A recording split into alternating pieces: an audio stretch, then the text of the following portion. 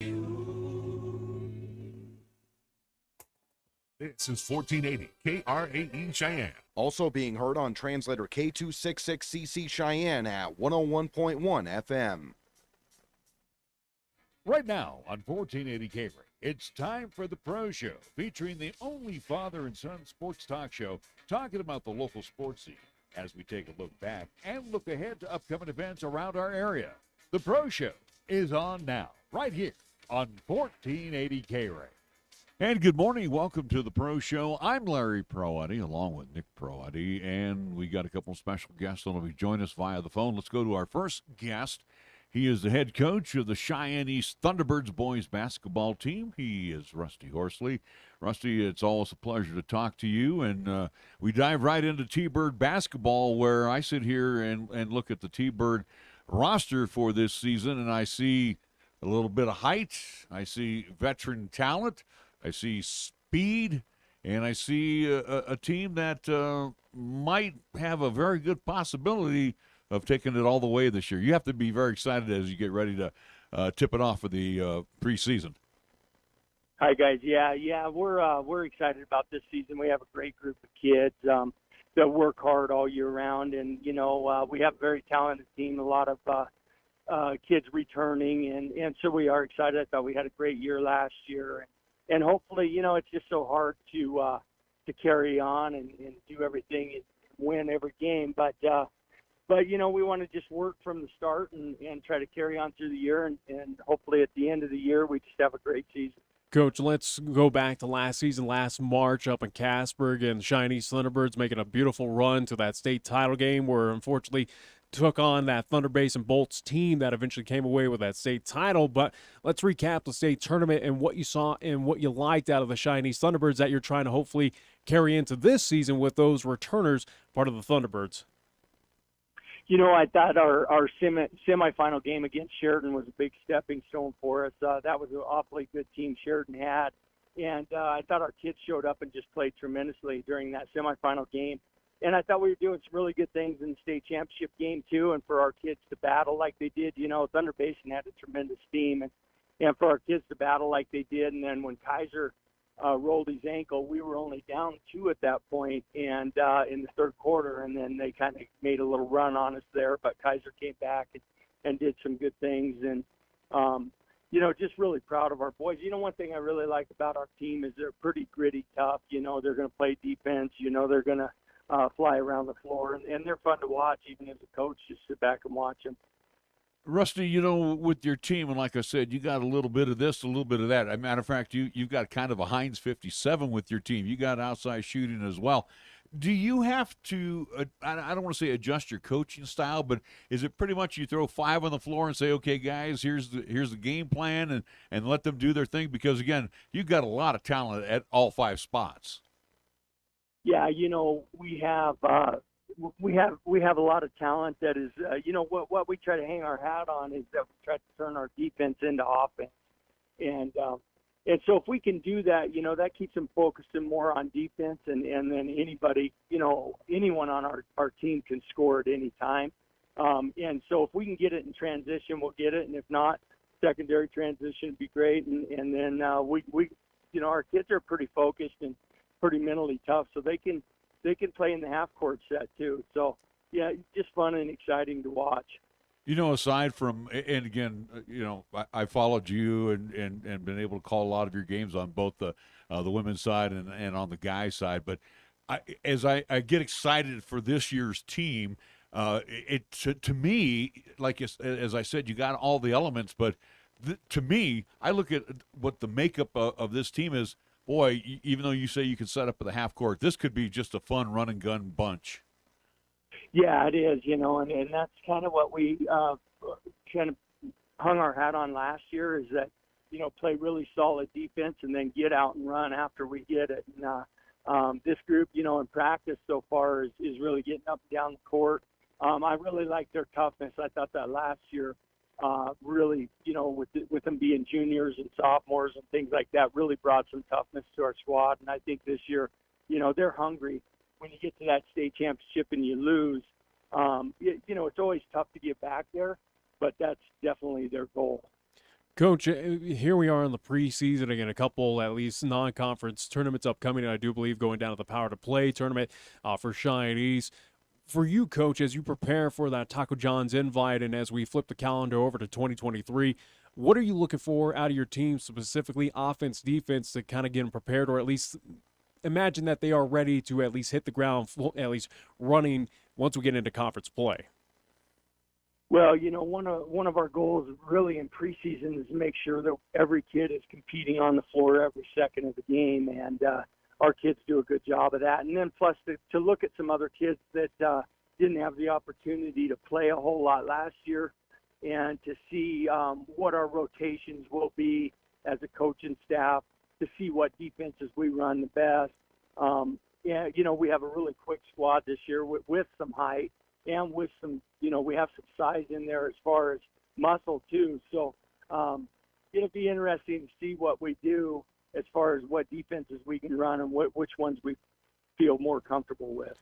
Coach, I want you to size up the Southeast Quadrant this season for boys basketball, where we do know we have two new head coaches for Central and South, but again, coaches that are very familiar with Class 4A basketball, whether it is the girls or the boys side, with, again, over at South and Central. But again, this kind of feels like, to me, Coach, that for the Southeast Quadrant, any given night, again, whether it's over across Laramie, here in town at Story Gymnasium, it's going to be a tough battle to come away with a couple of victories.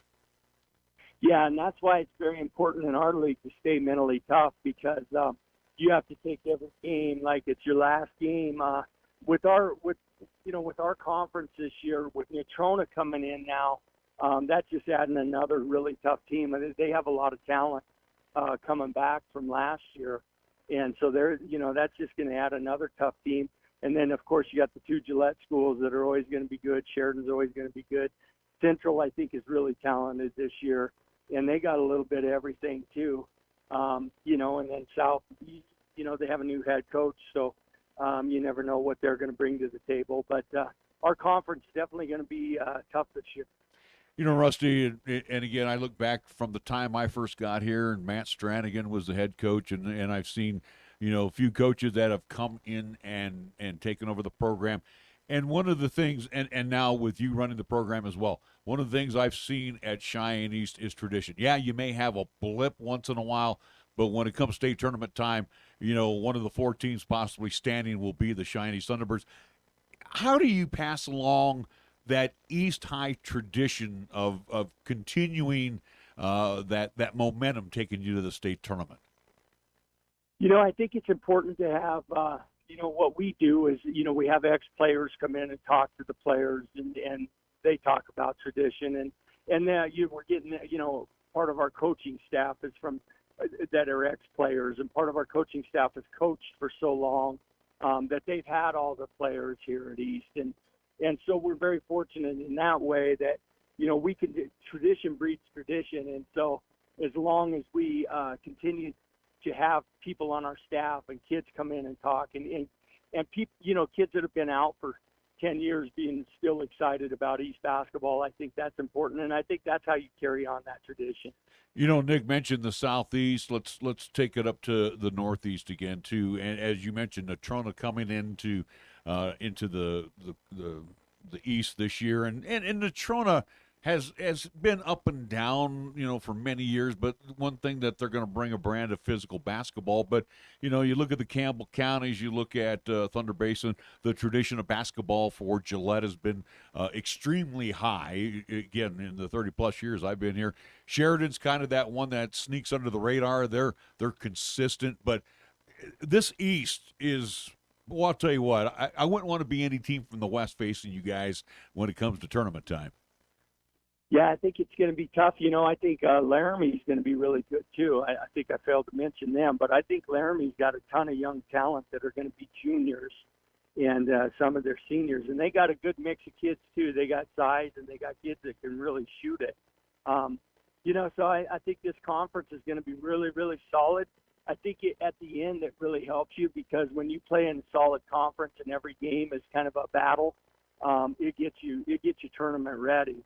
And you know how basketball is, though. You can have an off night at any time, but as long as you're tournament ready, even if you're having an off night, I think you can battle through those games.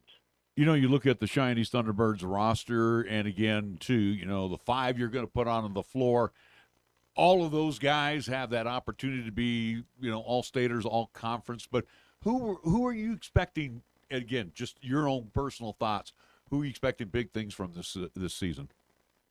Well, you know, I think, we have such a talented team. I think, you know, some of the kids that could surprise everyone a little bit is Brendan Bowman a little bit. And then we got a kid from that moved here. He played on the line in football from Colorado, and Matthew Rodenstein, and he's doing a good job. And, you know, so some of those kids that haven't played a whole lot. Now, I think Nathan Marriage could have a breakout year and shoot the ball well. You know, of course, Garrett and Drew and Kaiser and Coulter, they're going to give you everything. But, you know, we've seen them in the past. You know, like you said, they could all be all-state players. But I'm excited about Nathan Marriage. I think he can. I think he could have a breakout year and really shoot the ball well. And he's a very versatile player. Last year, you know, playing as a sophomore, he didn't have the opportunity to do a lot of things that I think he can do this year. You know, you mentioned Marich and Bowman, and again, too, I'm hearing kids, you know, Garrett Schlab's kids that came from the football program and, you know, probably took a couple days off and then got right back at it for basketball. Do those guys come in the shape you want them to be, or do you have to extend them into basketball shape? Or are they? Is the team pretty much in good run and gun type of shape right now? You know, they're getting there. You know, with our 3 practices before Thanksgiving break, they're starting to get there. They still have a long ways to go because, you know, football shape and basketball shape's totally different things. So this week will be very interesting for us to get in some game shape for that next week, and then we'll see where we're at from there. But we'll keep building a base for now, and then hopefully by that next Thursday, these kids will be ready to run and feeling better. I don't think, you know, until about midway through the season, I don't think basketball kids really get their legs under them until about midway through the season, and then we really want to build off that. You know, and I failed to mention Joey Rail's been really a tremendous surprise defensively. He looks really good, and he's doing a great job of handling the basketball and doing a lot of things that this team needs. He's just a good leader, and he's going to be a senior this year. And in practices, he's done a really good job. We know Cheyenne East, again, has made at least great tradition over the years. Again, a winning nature there for the Cheyenne East Thunderbirds. And, again, have moved players on to that next level. Coach, I want to get into this where, again, we look at the McCord twins who are right now currently playing for LCCC. Eric Oliver, again, moving on. Again, do believe playing for Tennessee Tech. But, again, we got a lot of names that have moved on, played to the next level, and, again, continued their basketball careers outside of Cheyenne East. But for you, Coach, talk about your feelings and just looking at these athletes that, again, you coach are now moving on and making a name for themselves on kind of the big collegiate stages, whether it is JUCO here in town or, again, across the entire nation. You know, it's been a lot of fun. You know, Eric Oliver and I talked 2 days ago, and he's doing, you know, he loves that school, and he's having a great time playing there. And, you know, he was one of the first kids. He was a senior when I took over the boys program. And so I was talking to him about, you know, he was a building block for, you know, things to come and what the, you know, the boys program's been able to do over the last few years. And then Xavier and Demetrius, you know, they were some of those kids that at the beginning, they didn't really know what hard work was. And then by the end of their senior year, or by the beginning of their senior year, they led us in everything, you know, every sprint, every drill, everything that they did. So I'm really proud of those kids, and I think whoever gets those 2 kids at the next level is going to be pretty excited about having them too. You know, they just grew up a lot, and really all those kids have just been great kids to be around. Final thought from me, Rusty, before we let you go, and again, thank you so much for joining us. You know, even Central, when they had Lossing and the Storbo twins and Nathaniel Talich and you run Jackson Whitworth, you run down that list. But, you know, it is so hard for teams to run the table, go from day one to the state tournament and be state champions. So let's talk about your team preseason. And again, too, I know you always like to line up some tough cats at your guys to see a little bit where they're at in the preseason. And then I know we take a break, come back for the Taco Jaws, but talk about that early preseason that you have lined up for the Thunderbirds and who they're going to battle. Well, we're going to have, a good preseason tournament in Colorado at the Windsor tournament and the Powder Play. And then we're going to go up to Casper for the Oil City tip-off. And we'll get to play some teams from the other side there. And the kind of the way we approach the preseason is we just, at the end of the day, we want to get better every game. Now, if we win those games, win or lose those games, it doesn't matter. But we have to work on certain things to get better.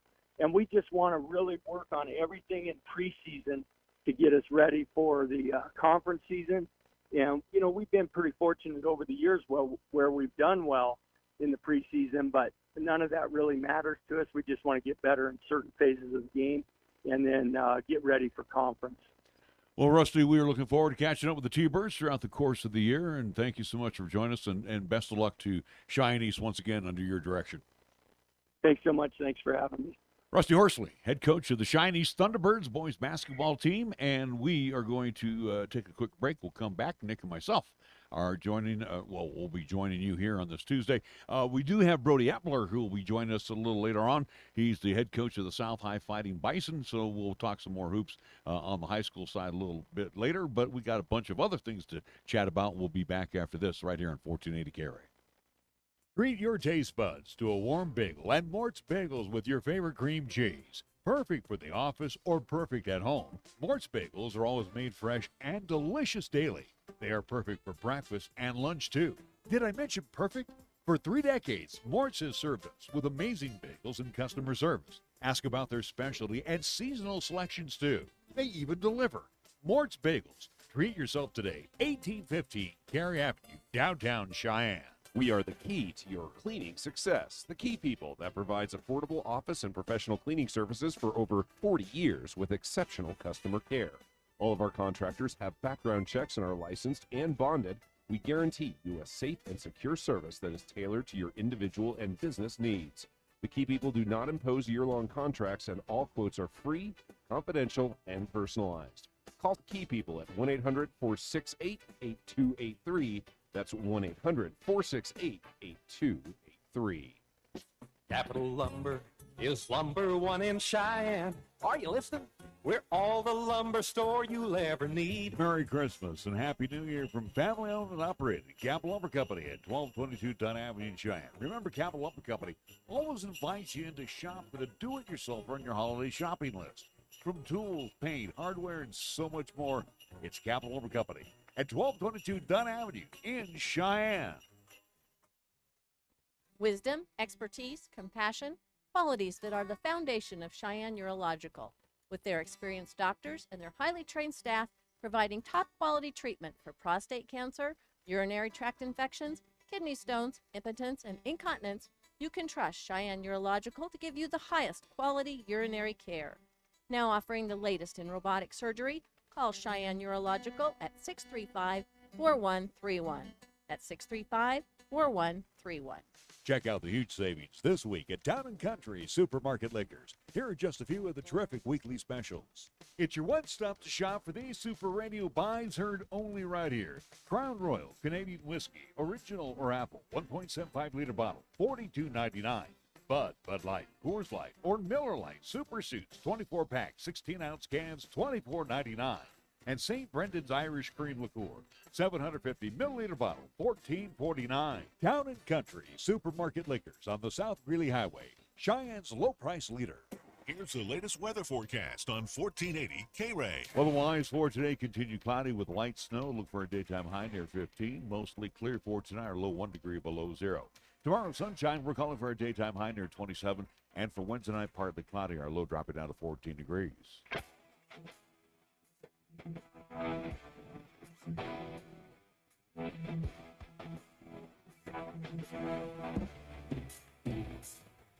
One degree below zero tonight. That's a little too cold for me.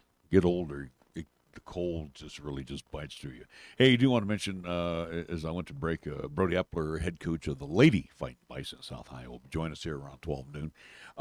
We'll get a chance now to talk Cowboy. Before we go into that, I do want to, at least as we're on kind of the theme and the kick of the past couple of at least shows with high school basketball, where again, did reach out to Glenn Kirkbride, Cheyenne Central Lady Indians head coach. Again, fortunately, he did not respond back. So again, is he on the ranch again? Is that what he's doing? Again, one can only assume, but hopefully at a point in time we'll be able to talk with at least Coach Kirkbride, if not again for a pregame show, which again we will see Coach Kirkbride and also too Coach Schaefer coming up here in a few short weeks. Again, coming up December 15th, we will be down in Greeley for Cheyenne Central basketball for all 3 of those days, a part of the Greeley Round Ball Invitational. Again, both boys and girls basketball happening live in Greeley. Again, the various sites down there for the first contest, and again, it's tournament style, so we only know day 1, day 2, day 3. It's all a tournament bracket. So for game at least 1 and 2 for Cheyenne Central, both boys and girls, it'd be 6 and 7:30. Girls up first, the Cheyenne Central Indians will take on the Lady Indians. We'll take on Greeley Central, the Lady Wildcats, and then followed up after that game wraps up, it will be Greeley Central, Cheyenne Central on the boys' side. Again, live from Greeley Central High School down there in Greeley, Colorado. So again, December 15th, 6 and 7:30, back-to-back contests for us. And again, to be determined for the 16th and for the 17th, which will be the end of the Greeley Round Ball Invitational Tournament. Which we have been a part of for a few years. Over the last couple of years, we haven't really. It's been a while. Yeah, because we were busy with LCCC. But this year, we're going to give you a full slate of high school basketball. Yours truly, along with Nick Proietti. Matter of fact, just got in our brand new broadcast unit today. We wore out the other one, all the sports that we've been doing on that thing. So all ready to rock and roll. And I hope we'll be able to do video live stream those contests as well. Should be able to. We did at least the many years ago that we were at that Greeley Central tournament. So again, they're usually fine hosts down there that will get us all set up with, again, wherever we need to be at, again, to cover Cheyenne Central, at least Indians and Lady Indians basketball, which, again, will be the only team we will see here in the non-conference, or at least preseason, before we step away for the Christmas break and come back for the Taco John's invite, where, again, we will see South, East, and Central all together, including Pine Bluffs and Burns for the few contests that we will be able to see those two teams. So, again, looking forward to it. Again, we'll post that schedule, if not today, tomorrow, especially with this new information, finally, for our at least preseason schedule. Again, whether it's on our at least website, 1480kray.com, Facebook pages, whether it is the 1480K-Ray Facebook page, the ProShow's Facebook page. Again, look to that for, again, the schedule update for, again, our broadcast season for 2022-2023 for high school basketball, which, again, gets underway here in a few short weeks. Well, and it's going to be nice this year, too, on the high school side, where you have, matter of fact, when we do the Taco John's, we get a chance to go to the field house for Central. We get to go to South High, and it'd be nice to get back to the Thunderdome. Yeah, and watch Cheyenne's. They've been calling Story Gym their home for the last season and a half, if I'm not mistaken. Yeah, but with the water pipe, I do believe it's a water did pipe. Did a little damage to the floors, but so the Thunderdome will be off and running again. I know LCCC currently occupies Story Gym, but I do believe they kind of step away when East Central and South and Central, when the cross towns get together. I think there's one oddball schedule or one oddball game that for both LCCC, but again, I think for Cheyenne South's sake, I think there's one contest where boys play at Central, or at least at Story Gymnasium, and I think the girls play at South at the same time. It's just kind of an oddball game, but that's the only one that we run into where we can't beat both places at once. That's for sure. All right, let's get into a little Cowboy football talk. It's the end of the regular season, and now it's kind of again, and it's mired in controversy. Well, we'll get into that, but again, at least we'll look back where Cowboys, again, wrapping up the season 7-5 with the shutout loss on the road against Fresno State, and Fresno State just looked impressive. Cowboys looked pathetic, and again, I think that's just plain and simple how you put it is, wow, how you get shut out like that. And for Fresno State, think about it, they only had 297 total yards for the entire game, so tip your cap to the defense for the Wyoming Cowboys. I mean, again, 297 yards, and they put 30 points up against you. So, and Peasley came back. He threw a couple of interceptions in that loss. You could tell and I might be wrong on this, Nick, and again, I think I've seen enough football games in my lifetime, not to say that they rolled over and played dead. It felt like it. But yeah, what's to play for? I mean, think about it. You can't win the Mountain Division. Okay, Yeah. you lost. You had that shot. You couple had the weeks shot. ago, You yeah. blew it. It doesn't matter whether you finish second, third, fourth, or fifth in the Mountain Division. You got your 7 wins. You're going bowling. Okay. The only thing I think for the Cowboys, if they would have beat Fresno State, would it help them out on a bowl bid? Yeah, I think so. I think that extra win would. But the only 3 that were really available, and this is just my opinion, even if they would have won, would have still been Potato, New Mexico, or Arizona. Those are the only 3 I could think of. I think the Frisco Bowl went bye-bye once the Cowboys got beat by Boise. I think that one went right out out the chute. Well, bowl projections right now, again, the various sites, there's millions of them at this point in time, but it seems like a good majority of them have Cowboys set for the Potato Bowl once again, which again is who's getting excited for that to go to Boise, Idaho, or New again, Mexico. Well, and again, going off of what is predicted, or at least what majority of these prediction websites are coming out with, I'm just saying putting that as the again, B. the Potato Bowl right now, we're again, I think a few matchups again. Obviously, it's going to be them versus the MAC once again. Bowling Green has been tossed out as a potential opponent, which again, whoop-de-doo, really doesn't test you. At least in my opinion, again, it doesn't help grow the brand, again, as you're taking on another mid-major school, and again, a mid-major MAC team, which, again, nothing against the MAC, but, again, it's not a needle mover, especially at least going towards recruiting, where, again, you want to test your mind against the Power 5 and see how you can compete, not so much a top 25, but, again, a Power 5 school from the various conferences out there, but again, going back to the Fresno State contest, which again had the chance to watch that a little bit live from Laramie as well, too, ironically. That Cowboys, or at least I'll give credit to Fresno State. Clearly, they had something to play for, which again they will compete against Boise State. They'll have to travel to Albertson Stadium to take on the Boise State Broncs for the Mountain West Conference Championship. Which again, that should be an interesting battle. I'd give the advantage to Boise State just being at home at the blue turf, and again, it's going to be cold as well too. But you could tell Fresno knew they had something to play for. They made sure that they snapped their ticket for that Mountain West Conference Championship game. The Cowboys, you say they didn't really play, kind of roll over and play dead. It felt like it, though, in a couple play calls and a couple just series, especially on the offensive side. Again, yeah, injuries, yes, here and there, but every team is dealing with them at this point in time. It's pretty much who do you have for the next man to step up. Clearly, the Cowboys are a little bit behind compared to most. This is something that it felt like the Cowboys. It felt like the Cowboys did kind of just cruise in, saying, "Hey, we're bowl bound. Let's just." And we remember, don't really, too, the Cowboys had a couple of buys during the course of the year, so I understand injuries. Fresno State got healthy at the right time, so again, this is a much better football team than they were about a month and a half ago. But the thing is, and where you say they kind of rolled over and played dead.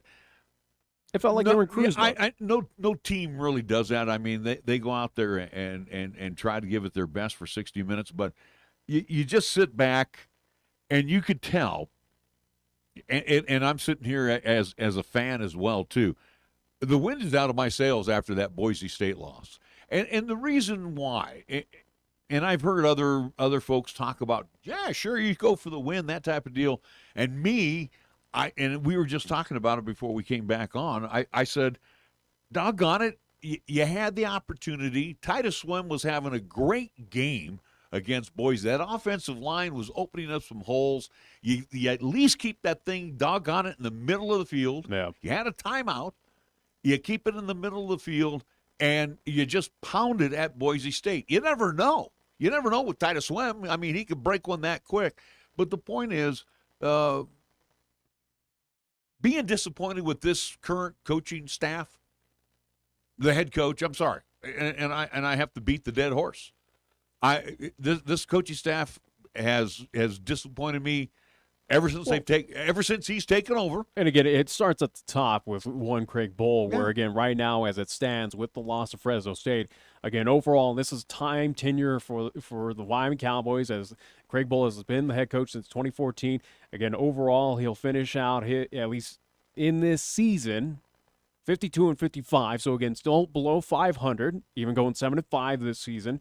32-38 in the Mountain West Conference, which again, I go back to the conversation we had about a year ago, or again, at least quite a couple months ago, with AD Tom Berman at University of Wyoming saying, hey, this season, as we prepare for Cowboy football, Craig Bull's under the gun, or at least he's under a magnifying glass.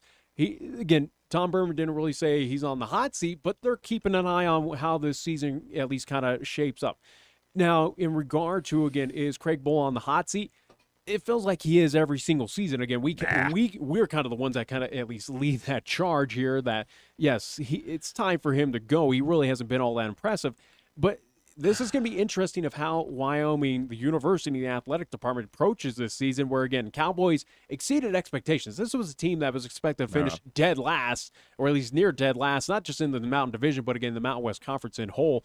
Again, they are bowl-bound as much as it might be another piddly bowl, a same old usual bowl that Cowboys get into. And he could finish 8-5. Yeah. I mean, again, that's one of his better marks that he's had as the head coach. I think that would tie one of his best seasons at 8-5. But, the thing is, Nick, let's go back to what drives Cowboy fans. Hey, we're going to a postseason bowl. Now, again, just about everybody that wins 6 games goes to a bowl. There is, again, calculating the dilution of bowls. Bowls at this point in time are a plentiful where, again, it doesn't really feel like, especially in this day and age, and again, in my opinion, and albeit, again, going to the University of Idaho where, again, going to the 2 potato bowls that they did when they were part of the FBS, hey, it was huge because, again, it's just not in the winning nature of the Idaho Vandals, especially when they were in the FBS, to get to that promised land. But, again, it is something that it is very oversaturated where, yes, that's all you need is 6 wins and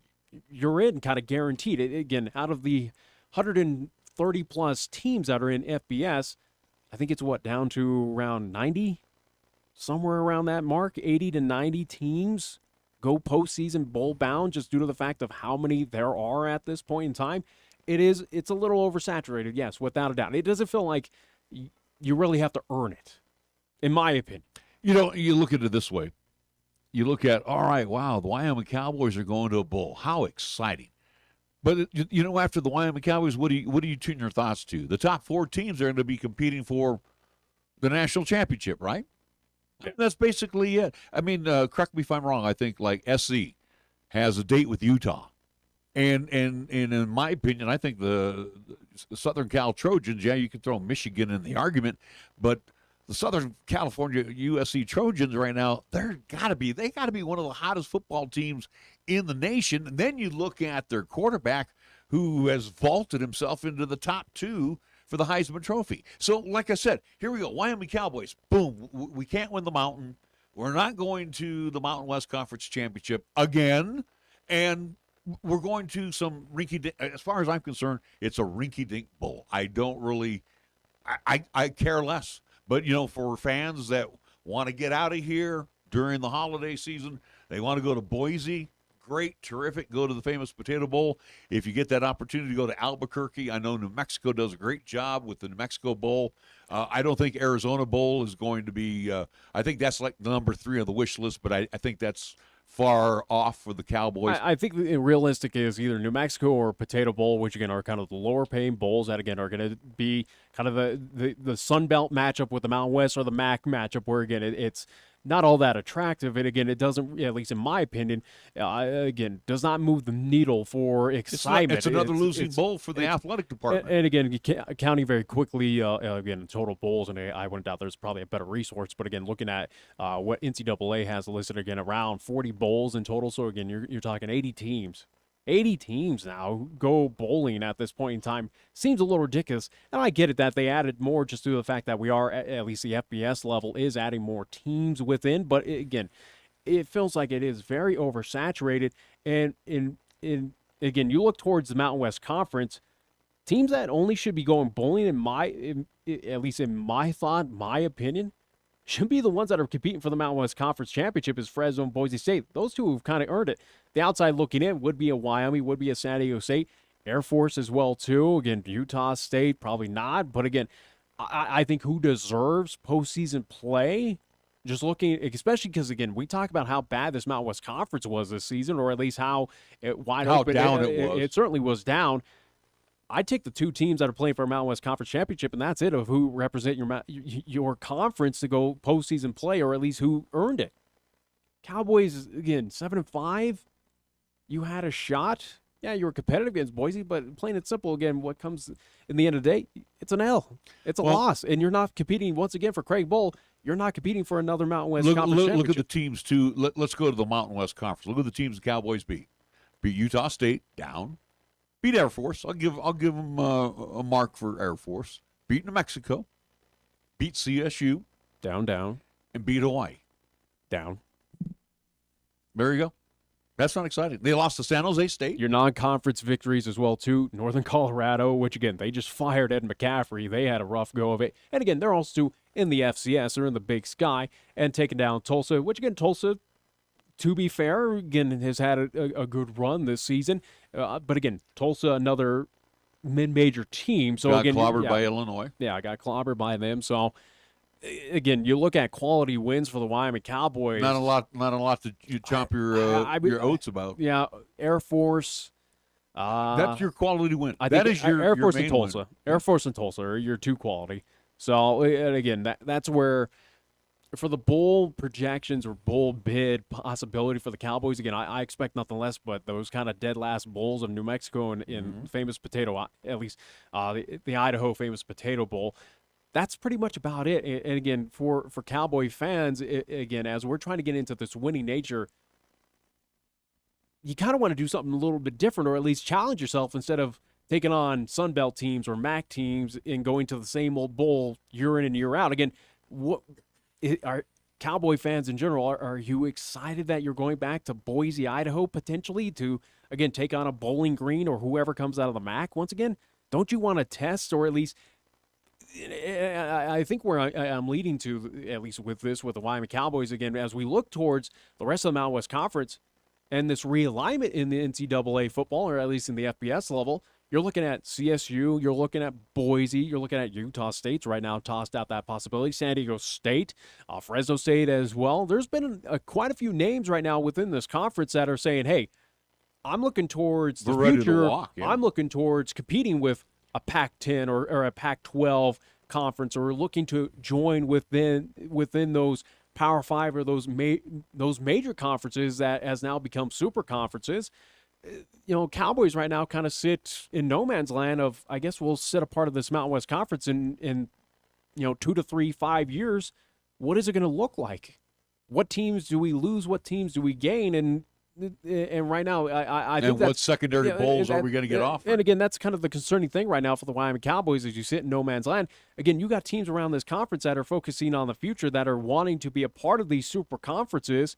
And the Cowboys are just kind of here, happy with being within the Mountain West Conference and kind of just being happy as kind of that near 500 team. Well, here's the deal.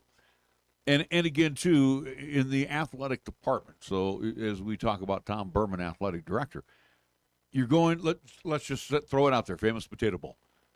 Half of that money, that guaranteed money, automatically goes to the Mountain West Conference. Yeah. Okay? Then you get the other half. You've got to realize, too, that you have to, as the athletic department, you got boosters you got to take care of. You got expenses. You're not gonna get the entire state of Wyoming to head to Albertson Stadium to watch the Cowboys play. Especially Boise's going to be just as cold as it is here. It's always snowy at this point in time. Yeah, again, the games are never beautiful. It's always covered in snow, and it's going to be cold. And you'll get the diehard Cowboy fans that will go to that game. But, the thing is,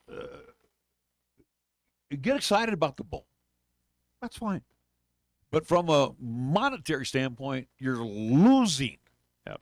You're not making any cash. And again, to a Cowboy fan, though, again, the monies don't really care because, again, that's up to the university and that's up to the athletic department to figure out. You're paying this cat $1 million.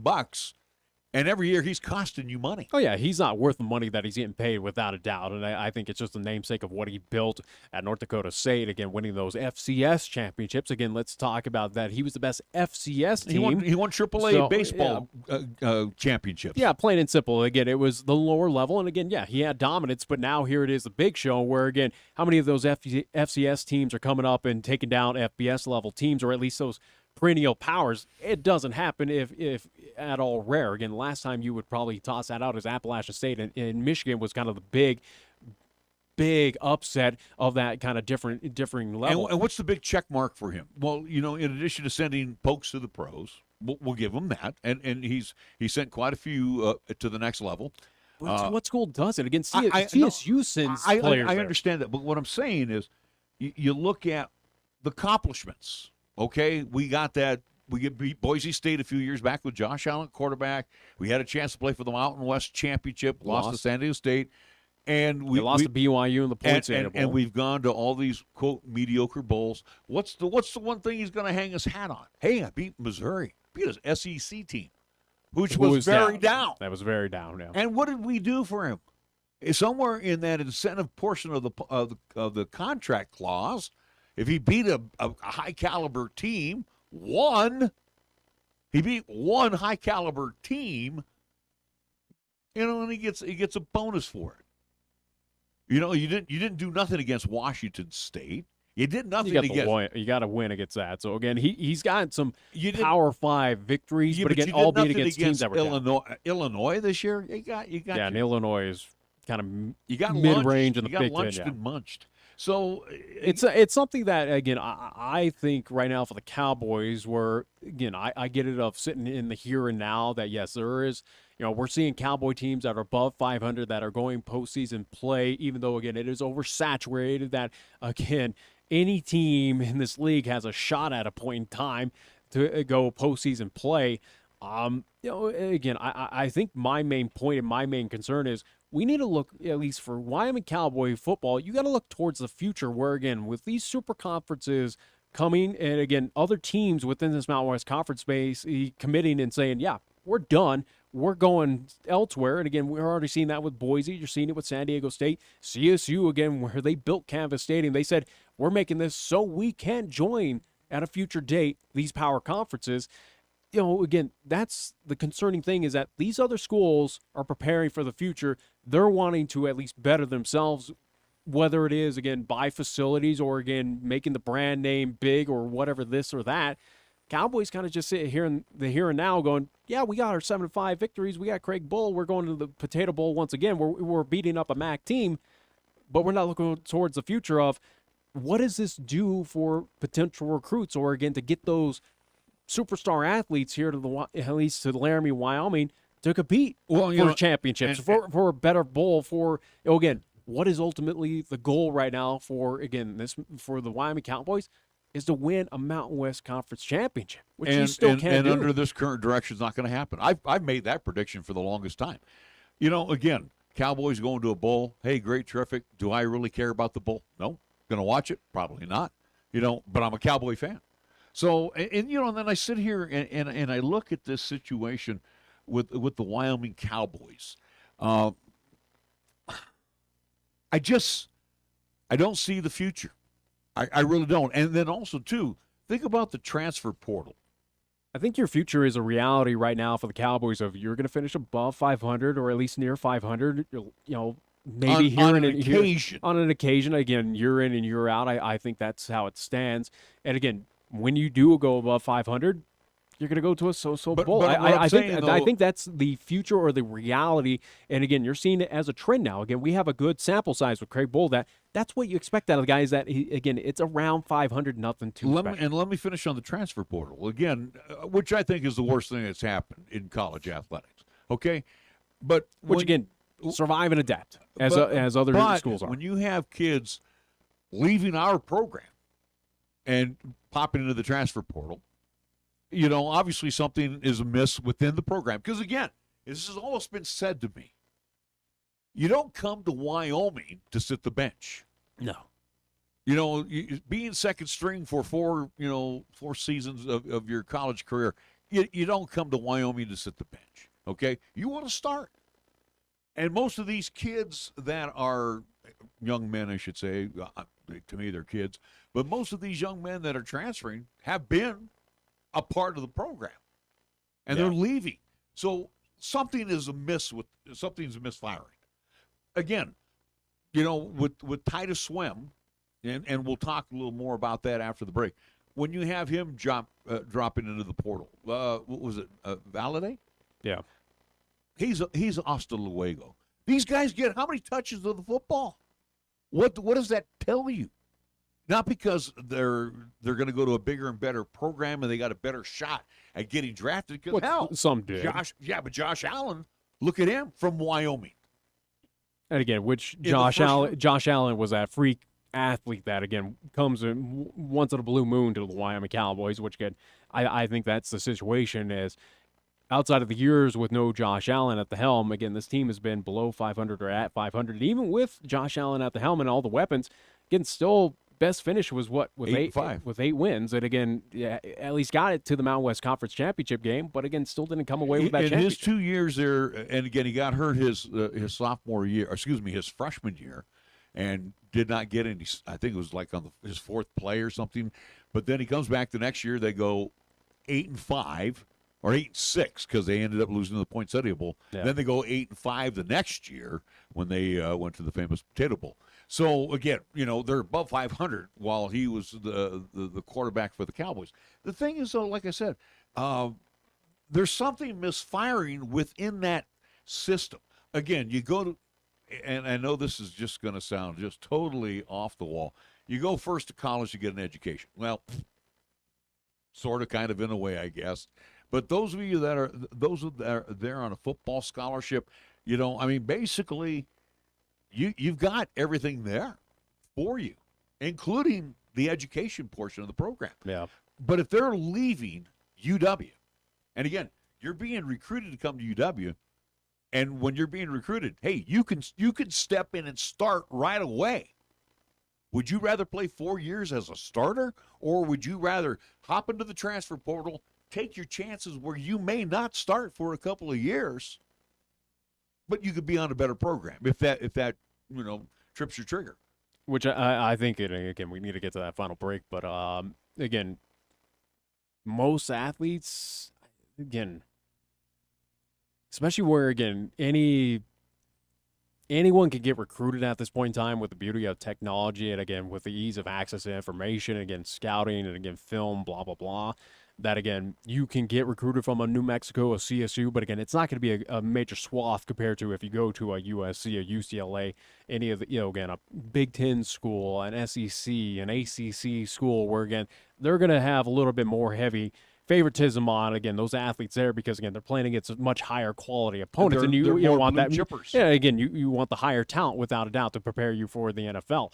And, again, look at some of the Cowboys that are in the NFL right now. Again, outside of Josh Allen, who is the mainstay quarterback for the Buffalo Bills, you look at kind of down the list. Got Mike Purcell with the Broncos. Yeah, again, he's a starter as well, too, on the line. But majority of them are kind of taxi squad or, if not, kind of sitting as backups to a lot of those positions that just kind of sit around. It's great that they're in the NFL, but, again, they're not the big-time playmakers. Again, you look at Logan Wilson as another example with the Cincinnati Bengals. Again, it's few and far between, but, again, majority that moved on have kind of just sat on the bench. Got Epps with Philadelphia right now, so – and again, too, the 49ers also have a former Cowboy that's in the secondary right now. Yeah, is it Gibson? Do I have that right? I'd have to go look at the other roster. But either way, though, again, as we go back to the topic of, again, would you rather play 4 years with the Wyoming Cowboys or transfer out to go look for a better program? Is that the case that's happening with a lot of these transfers right now, that they want to get out of the Mountain West, away from the Wyoming Cowboys and take that chance with a better program? Probably. Maybe. I wouldn't be surprised if that was the case for Valade and for some that have left the Cowboy program. And that goes for all sports. Again, we saw that with basketball as well, too, that, again, have moved on. Is that the scenario that they're looking for? Again, the bigger name, the better conference, the better opponents, to try and make a name for themselves, to better their NFL draft stock, possibly. Or moving closer to home, who knows? But the thing is, You come to Laramie, and basically you're almost Right now, if you you're come almost to like king of the hill, because Cowboy football is still tops in Laramie. Let's be real honest. And you are treated very well in Laramie. So if you are transferring out of there, obviously there is something wrong, A, with the program or the way, the way it was sold to you. And I think the way the Cowboy coaching staff is selling the program, it's a dream program. But it's when you get to Laramie and play under Coach Bull, it's more of a nightmare. It's kind of a question is if Cowboy, and yeah, again, they've had good attendance. Again, no game this year, at least home, was any sellout. Far from it. But right now, again, you talk about the king, at least sport right now in Laramie, Wyoming. You kind of step and pause, especially as we're just sitting here again. Once again, 500. This team had low expectations this season. Cowboys basketball on the other side have had really high expectations. Still probably have those high expectations, even though, again, non-conference preseason has been a little bit shaky for the Cowboys. Yeah, again, hurt without a doubt. But again, it feels like who's been more excited for an upcoming season has been more for Cowboy basketball this season, just due to the fact of what they did last year and what you have upcoming. And that what the this team has, expectations are this yeah, year. again, yeah, without a doubt. So again, is Cowboy football still king? Yeah, with a slight advantage, but basketball is right now hot on their heels, especially what they're doing right now in the Dome of Doom, even though, again, a rough, shaky start here at the start of the non-conference. All right, we are going to take a break. We will come back with more of the Pro Show. I'm Larry Proietti, along with Nick Proietti. We're back after these words. Sweetie, want some fruit? You have to use the right tool for the job. A power drill is the wrong tool to slice fruit. Just like an antibiotic is the wrong tool to treat viruses, including colds and flu. Antibiotics are only needed for certain bacterial infections. When they aren't needed, antibiotics won't help you, and the side effects could still hurt you. Ask your healthcare professional when an antibiotic is the right tool and when it's not. Visit cdc.gov/antibiotic-use. For almost 60 years, 1480 K-Ray has been Cheyenne's home for good times and great oldies. Add to that live play-by-play sports featuring high school football and basketball, along with LCCC men's and women's basketball. Now combo that with KYOY-FM and you have Cheyenne and the area's only locally owned AM and FM radio stations. But we don't stop there. We also have 2 FM translators which serve the area with programming from both K-Ray and KYOY. And that equals a lot of bang for your advertising dollar. Radio yesterday and now today, along with our websites, web streams, and digital ventures, makes us your one-stop shop. For more information, please call Larry Proietti at 307-637-0301. Set my friend up here with the whole schmear. Clubs, bags, shoes. Shopping for the golfer on your gift-giving list this holiday season is so easy when you visit the Airport Golf Shop and the Prairie View Pro Shop. Right now, take advantage of 50% off on balls, bags, clubs, clothing, and accessories. You can also surprise your golfer for next season by getting their current set of clubs regripped or repaired. And make sure to check out the TSI drivers and fairways in stock so your golfer can see a big improvement in their game. Visit the Airport Golf Shop on Central Avenue or the Prairie View Pro Shop on Windmill Road. Call 637-6418 for more information. For nearly 30 years, family-owned and operated Lennox Auto Body, along with the Auto Glass and Detail Center, has been serving our community with quality and customer satisfaction. It's a pretty simple drill. When you want it done right the first time, call Lennox Auto Body for an appointment at 307-634-6608. Lennox Auto Body at 1020 Dunn Avenue. And the Auto Glass and Detail Center. Remember, it's not clean until it's Lennox clean at 617 East Pershing Boulevard. Lennox Auto Body. No shortcuts, no compromise. If you are trying to quit drinking or doing too many drugs, listen to me. You don't know me and we'll never meet. I had a problem like you once. I drank and used to party a little too much till it got out of control and almost ruined my life. I realized I needed help to fix my problem before it totally destroyed me. If you've tried to fix your drinking and drug problem and you know you can't do it alone, you need to call the National Treatment Advisors. They'll immerse you into a 30-day program to replace your old habits with new habits and totally change your life. And if you have PPO private health insurance, the entire program may be covered. Fix your problem right now before it gets any worse. Get clean. Call now and learn more. 800-961-2730. 800-961-2730. That's 800-961-2730. Here's Here's the latest weather forecast on 1480 K-Ray. Otherwise, for today, continue cloudy with light snow. Look for a daytime high near 15. Mostly clear for tonight, or low 1 degree below zero. Tomorrow, sunshine. We're calling for a daytime high near 27. And for Wednesday night, partly cloudy. Our low dropping down to 14 degrees.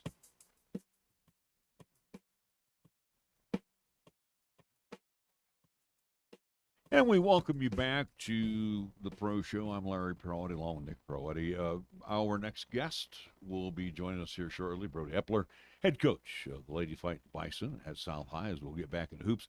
You know, we'll close it out here on the Wyoming Cowboys football. And again, okay, yeah, Larry's Mr. Negative Nelly. You know, I have not been a Bull fan. I'm not going to be a Bull fan. No. You're not going to get me excited about Craig Bull. And again, too, we have seen some of the staff that has come and gone. We were on him like a cheap suit about Brent Vegan.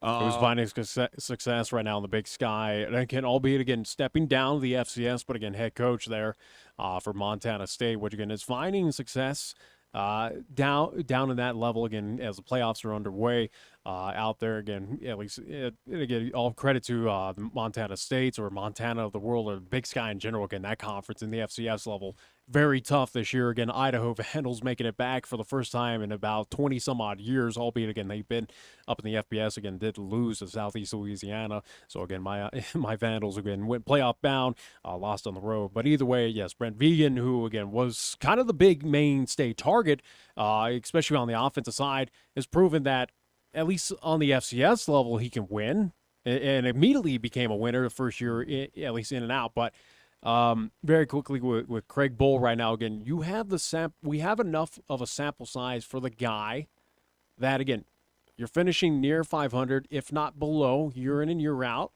That's kind of the consistency. Mm-hmm. I think plain and simple, it's not a drastic up and down. It's been kind of consistent throughout his entire year. Again, he's had some more down, very bad years more than the very high good ones, where, again, best finish has been 8-5, 8-6, and 8 wins. Too, Nick, you look at, and one thing that has been consistent in his tenure, I will give him props. Defense. Wyoming Cowboys have had a steady defense during his time. You know, again, granted, they might have got blown out of a game or two, but the defense has been something you always can hang your hat on. But let's go back to his offense, which is something you can say even for the Denver, at least for the Denver Broncos. Let's go back to the offensive side. You know, let's scratch out Carson Wentz. Let's scratch out Josh Allen. The offense, whether it's a pro style attack or an RPO attack, has been crap. Yeah. But we've somehow, some way. It's an offense that can get it done in the FCS, in the Big Sky, but we have or whatever. Some good running backs out of the Cowboys. So we've had some good offensive lines blocking, but for some reason we can't get the ball downfield. That's been probably the disappointment for the Wyoming Cowboys. Now, again, whether Bull stays, which unless he resigns.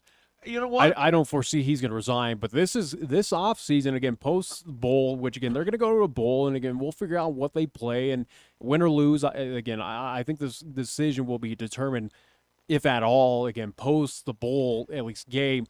But this is going to be very interesting offseason for the Wyoming Cowboys and Tom Berman, and, again, that athletic department that, again, already said, hey, we got a magnifying glass on this guy this season. We'll see how he does. Again, what their expectations or what they are wanting out of Craig Bull, again, to be determined. Again, they exceeded the expectations of the predictions, which, again, is media heads coming together, coaches poll, all that good stuff, saying, hey, Cowboys were expected to finish dead last. But that's different than what the athletic department had, where, again, they're concerned with ticket sales. They're concerned with, again, revenue into that system, again, building the brand name, and obviously wins and losses. And I would think that at the top of that list has got to be winning the Mountain West Conference Championship. But also, too, you said not so much that he's got a bullseye on him, but I think the Boise State fourth quarter 45-second call pretty much was indicative of how much pressure is on him to win. Yeah. And I think they pushed the panic button. Instead of getting themselves in play for an opportunity to win the thing, I mean, they cashed it in right away. And they went with a second teamer who could not throw into double coverage. So the thing is, I think the Cowboys I think the coaching staff right now, under Bull, way too much pressure. Because they know right now they're under the he knows he's under the gun, and I think they panicked in that loss against Boise. So here's the deal: for the Cowboy fans and all the great boosters, and there are some, are they going to lose these boosters? No, if Bull stays. But just to be real candid here, if Bull is back next season, don't expect any. Again, I expect the Cowboys to be pretty solid defensively. Offensively, they're going to be up and down. You look at the rest of the Mountain West Conference. It's going to be kind of topsy turvy again. Expect the Cowboys to go to a cheaper, another cheapy bowl. Yeah, it's nothing going to be. They're going to get 6 wins. Yeah, and that's it. And again, if you want mediocre, then keep Craig Bohl. For again to the athletic department, keep Craig Bohl if you want to be mediocre for his time, because again, his record surely indicates that he's nothing more than a mediocre coach in the big time. And again, stats do line up with that. Again, overall, his time here, the Cowboys, again, sub 500. Again, Mountain West Conference record as well, sub 500. By a few games, it's nothing too at least significant, but again, about 6 or 7 games, again, below 500. So, again, since 2014, that is kind of the expectation out of Craig Bohl. That, again, you are that 500 above or minus team, that's about as good as you're going to hit, and that's a bit. And I want to stress the fact very quickly, and I want to get into stats as well too very quickly before we get into our next interview. But again, for Craig Bohl, and again for that UW athletic department, this is concerning, and this is going to be a big decision if we keep or let the guy go and go in a new direction. That it feels like if you keep Craig Bohl, that's your future is that mediocre. Again, as other teams are looking towards the future to better themselves and enjoying, again, this wackiness that is the FBS and NCAA football, again, as we make these super conferences, teams like Wyoming are going to get left behind with that, again, kind of sitting on an island, similar of what my former school had to deal with a couple seasons ago, where, again, part of the WAC, that disbanded. They had to move down to the Sun Belt, win it as an independent, and basically just said, screw it, we're going down to FCS where we can compete in the Big Sky, and again, at least proved beneficial, at least this season, especially after changing their head coach. It's something that Cowboys looking towards the future are kind of, I put them in that same spot as Idaho Vandals of seasons ago, kind of going to be that team in no man's land of where do we go, and again, what do we have to look for in our future? If you go back to one of your statements where you said Power 5, if we were part of that Power 5, whether we were the 49th or 50th best team in that, you're winning 1 or 2 games at best. No, if he were coaching at any one of those type of schools, he'd be fired. Because again, being under the Mendoza line is unacceptable to the big time schools. They expect you to win right away. We want to win, but we're just not attracting that killer instinct type of coach. Again, do they want to come to Wyoming? What you're going to catch is you're going to catch an offensive coordinator at a smaller school. You're going to catch a former coach at a lower division. But the point is, we're never going to get that high dollar big name coach that is going to bring in top dog recruits year in, year out. And again, like I said, Cowboy fans, boosters, you're happy going to a bowl game? Be excited. You want a mediocre coach? You got him. And he's going to hang around. He's going to hang around until you let him go. And that's the way it's going to be. Yeah, I think plain and simple, especially the cash that he's making at this point in time from the university, without a doubt.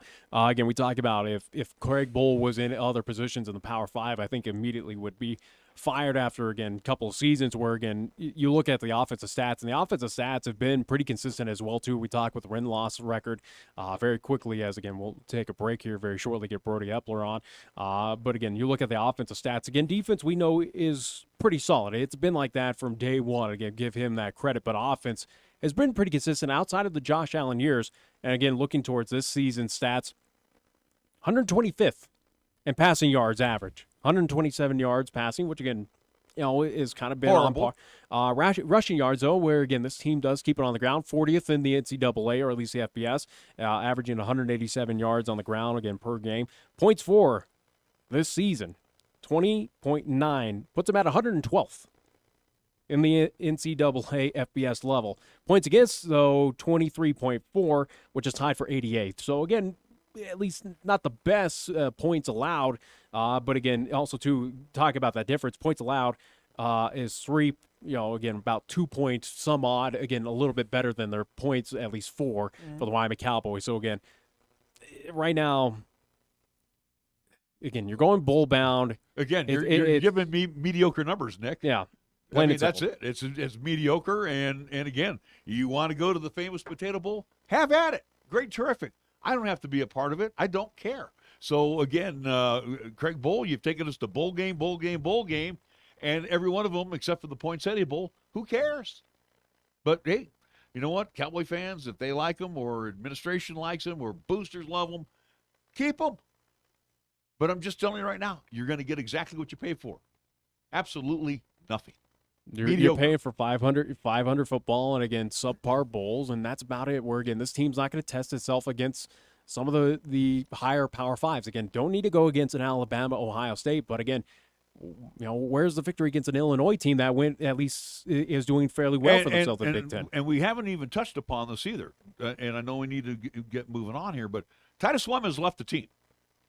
He has been dismissed from the team for violating team rules. So evidently, let's be real honest. Inside Craig Bowl land, not all is well. Not all is happy right now. And again, I've heard a couple of things on this side for Titus Slim. I'm not going to get in the rumor mill. No. And I've heard a couple of things on this side. I'm not going to get into it. But the point is, you have dismissed your top running back prior to a bowl game. Something is amiss within that Craig Bowl system over at the University of Wyoming. And again, I'm hearing more transfers, getting ready to pop into the transfer portal. So, hey, you know what? Like I said, you want mediocre, you've got the best in mediocre coaches in Craig Bull. Very quickly, plain and simple, again, we've talked about this years ago. If you're a wide receiver going, at least recruited by the University of Wyoming, why would you go? Yeah. Go somewhere where they actually throw the football and reach it to you. All right, we are going to take a break. We'll come back. Brodie Epler joins us next right here on the Pro Show. This is 1480 KRAE Cheyenne. Capital Lumber is lumber one in Cheyenne. Are you listening? We're all the lumber store you'll ever need. Merry Christmas and Happy New Year from family owned and operated Capital Lumber Company at 1222 Dunn Avenue in Cheyenne. Remember, Capital Lumber Company always invites you in to shop for the do-it-yourselfer on your holiday shopping list. From tools, paint, hardware, and so much more, it's Capital Lumber Company at 1222 Dunn Avenue in Cheyenne.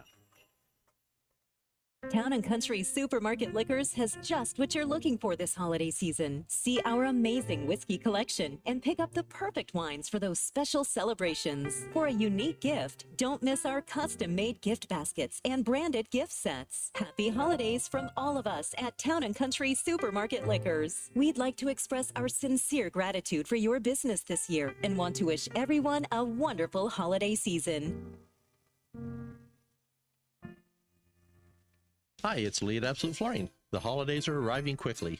With guests set to arrive soon, it's time to gift yourself with new flooring.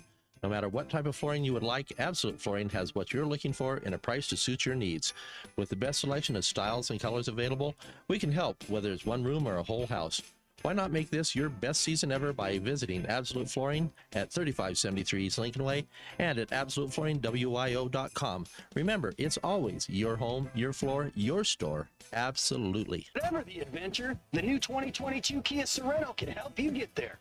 I'm AJ Miller for Kia of Cheyenne. Let us show you the impressive value of a new Kia.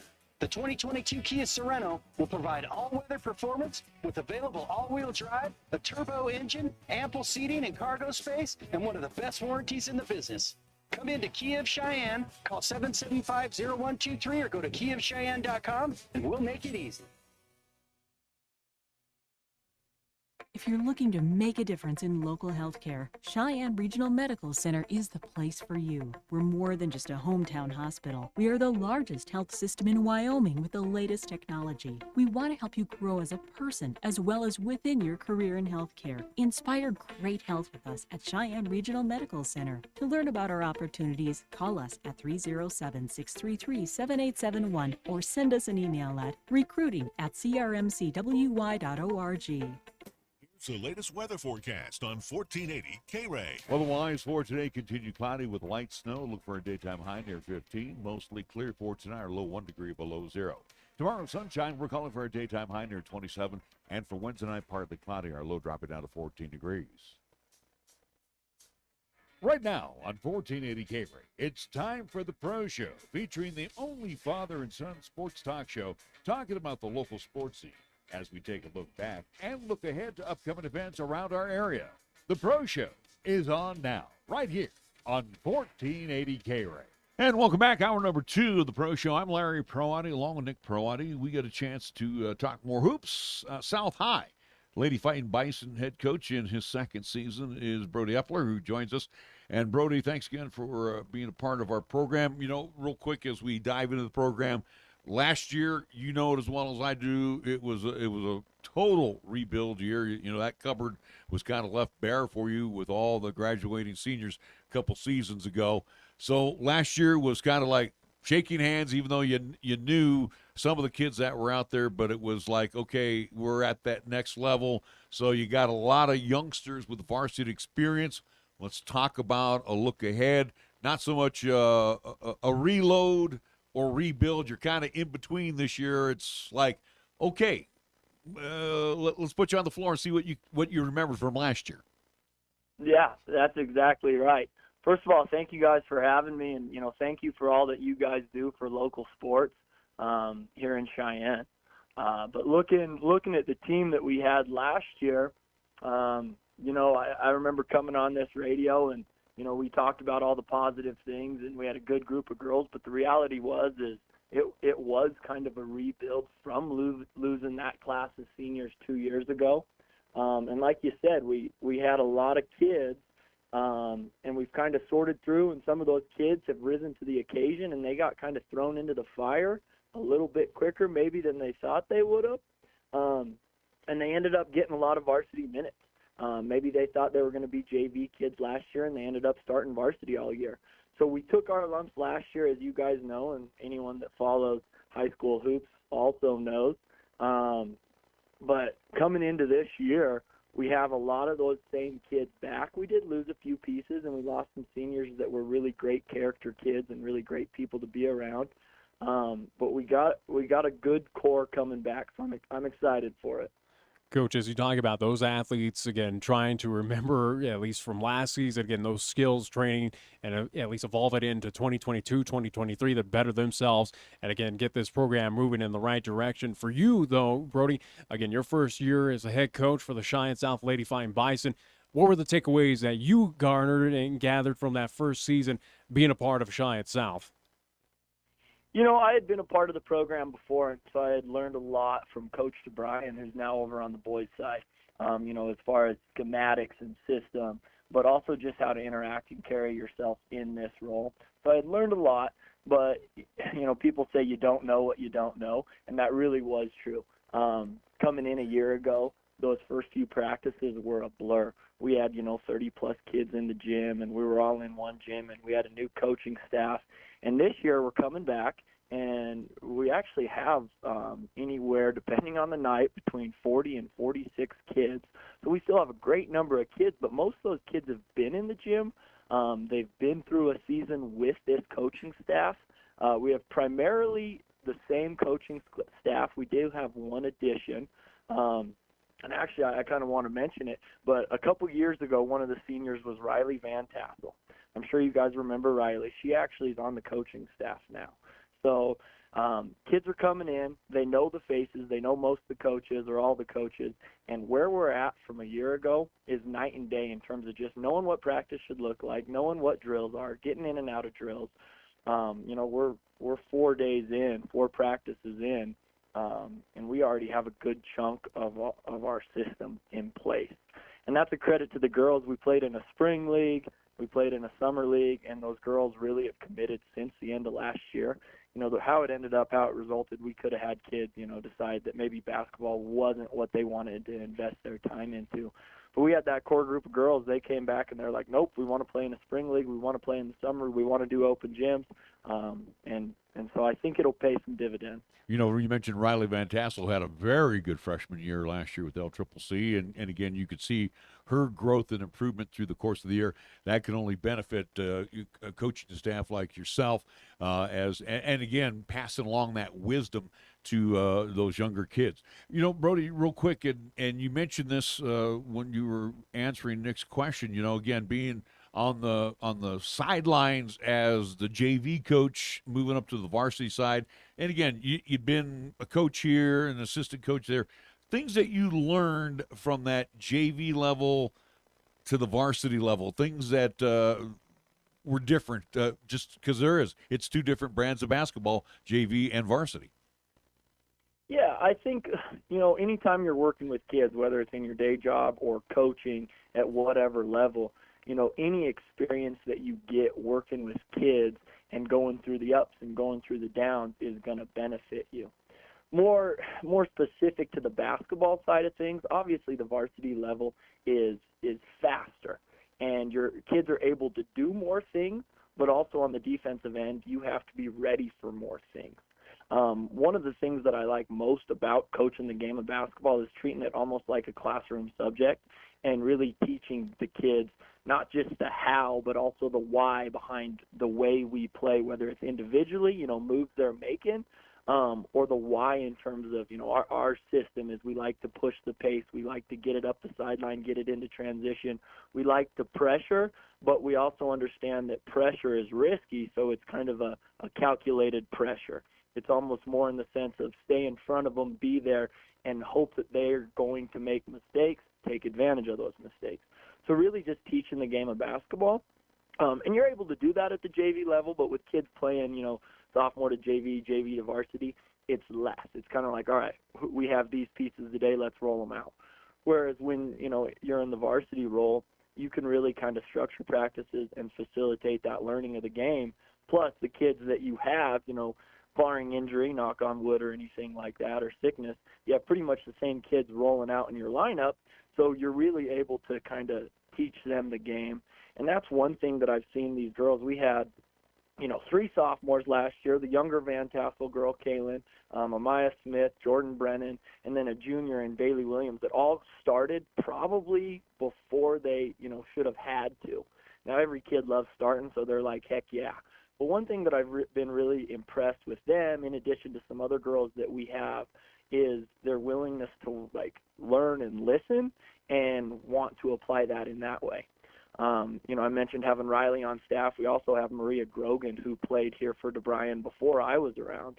So we have 2 former players that were in the system under Coach DeBryan, now coaching. So all the way from our freshmen to our varsity, we have kind of that experience.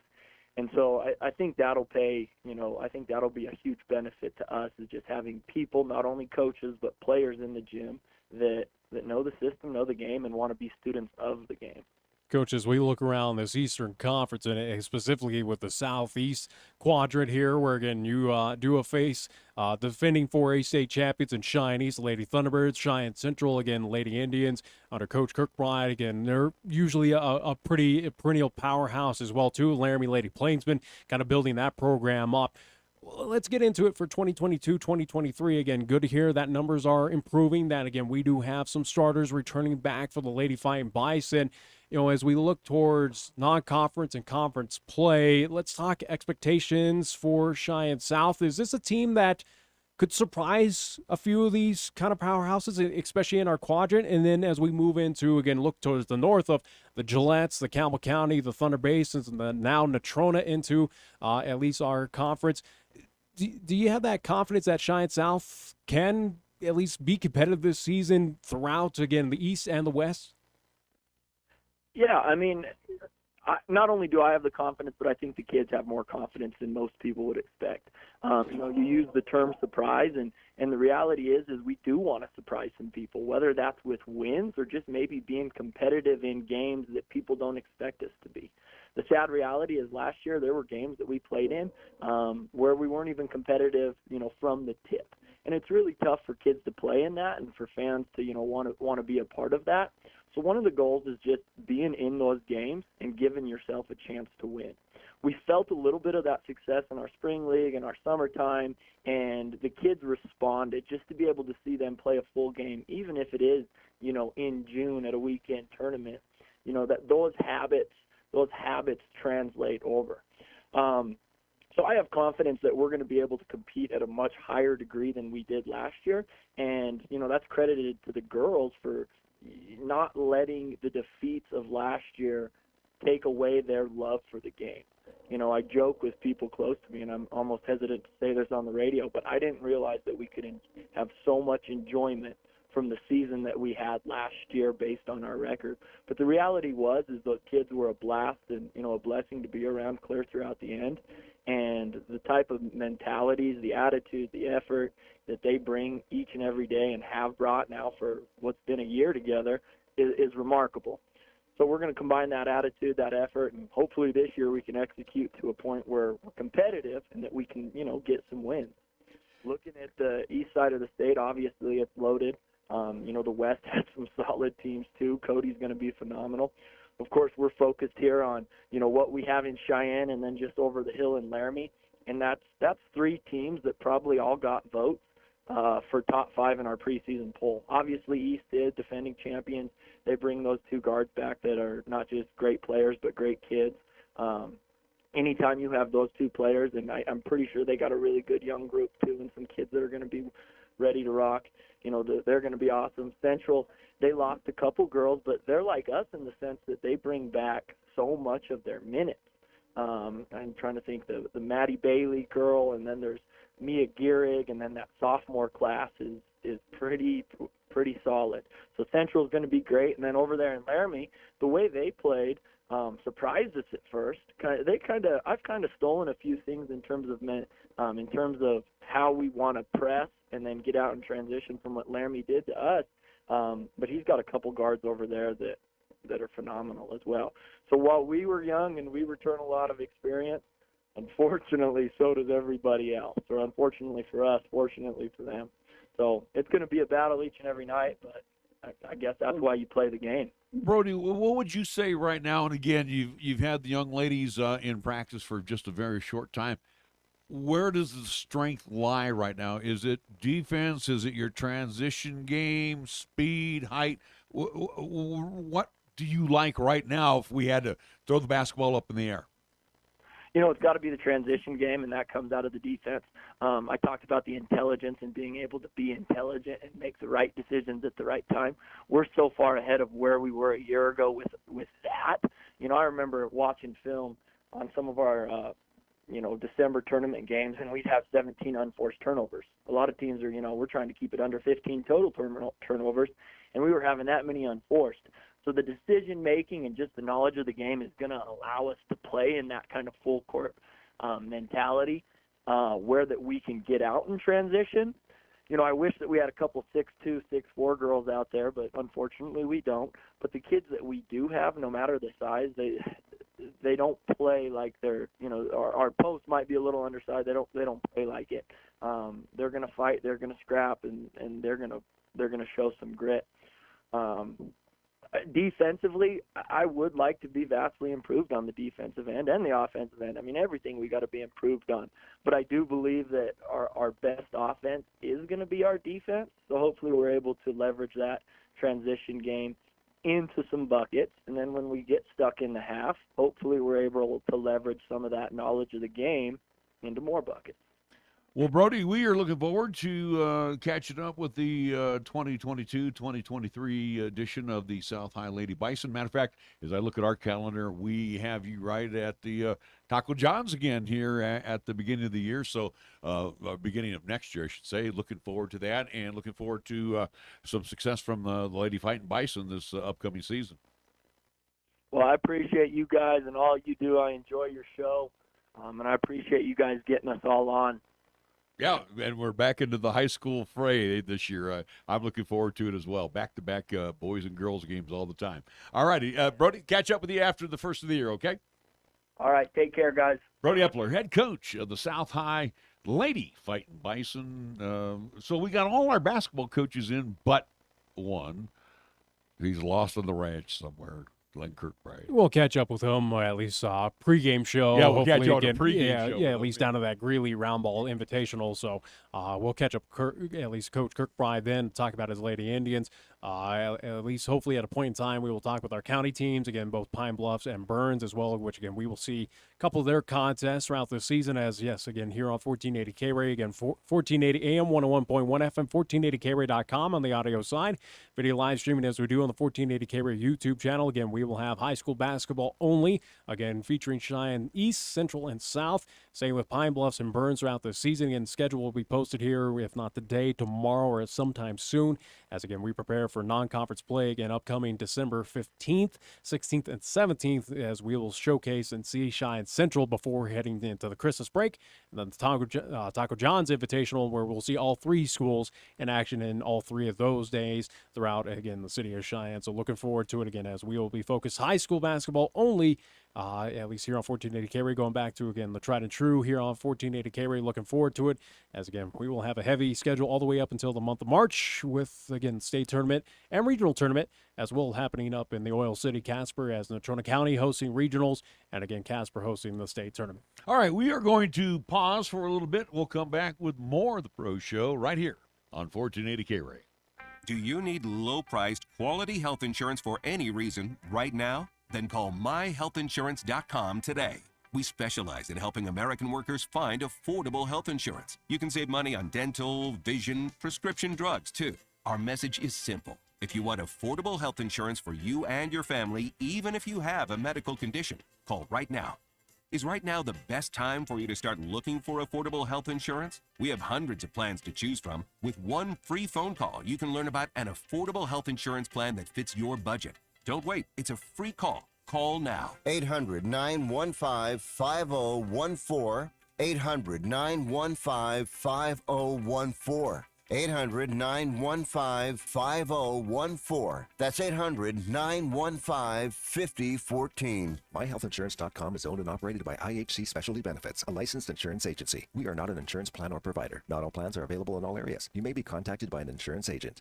Attention! This is a public notice from the Social Security Disability Helpline. If you're one of the millions of Americans who are disabled and unable to work, you may be eligible for disability benefits from Social Security. Receiving benefits is your right. If you suffer from physical or mental disability, whether you're applying for the first time or you've already been denied, we can help. We'll evaluate your situation and deal with Social Security on your behalf. Best of all, there's no fee until you receive your benefits. Remember, we only get paid if you win your case. There are many reasons and conditions that may make you eligible for disability benefits. Many of them you may not be aware of. So if you're disabled and unable to work, call now to get started with your free, no-obligation consultation. 800-797-0711. 800-797-0711. 800-797-0711. That's 800-797-0711.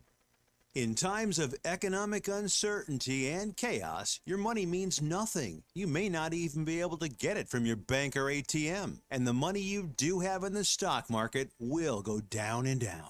What you can bank on is gold and silver. Gold and silver have been a reliable and trusted form of currency for thousands of years. Gold and silver have never been worth zero, and typically gold holds its value during economic turmoil. Call the Gold Hotline now and learn how to protect your money and your assets with gold and silver. And learn how to set up a new IRA or roll over your current one into a gold-backed IRA.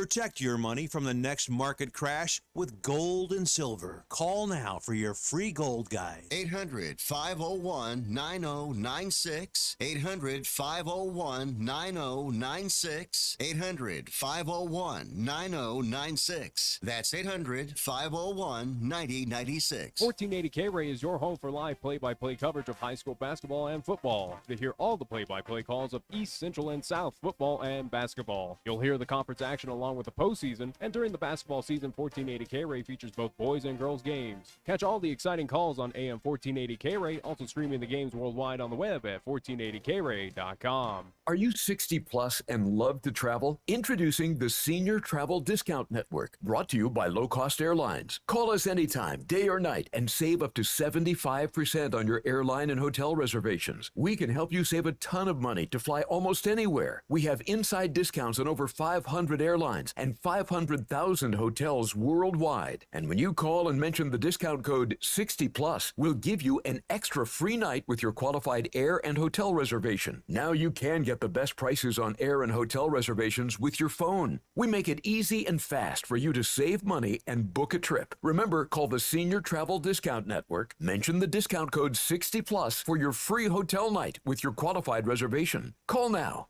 800-510-7126. 800-510-7126. 800-510-7126. That's 800-510-7126. The latest weather forecast on 1480 K-Ray. Otherwise, for today, continue cloudy with light snow. Look for a daytime high near 15. Mostly clear for tonight, or low 1 degree below zero. Tomorrow, sunshine. We're calling for a daytime high near 27. And for Wednesday night, partly cloudy. Our low dropping down to 14 degrees.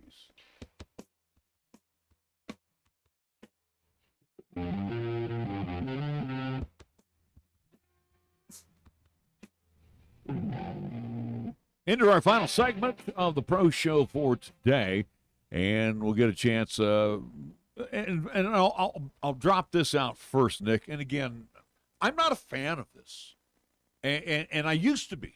I don't know why I dropped off. I mean, I do like high school, and I do like LCCC, and I used to be a fan of. It used to be the major soccer league. I do the missile, whatever. No.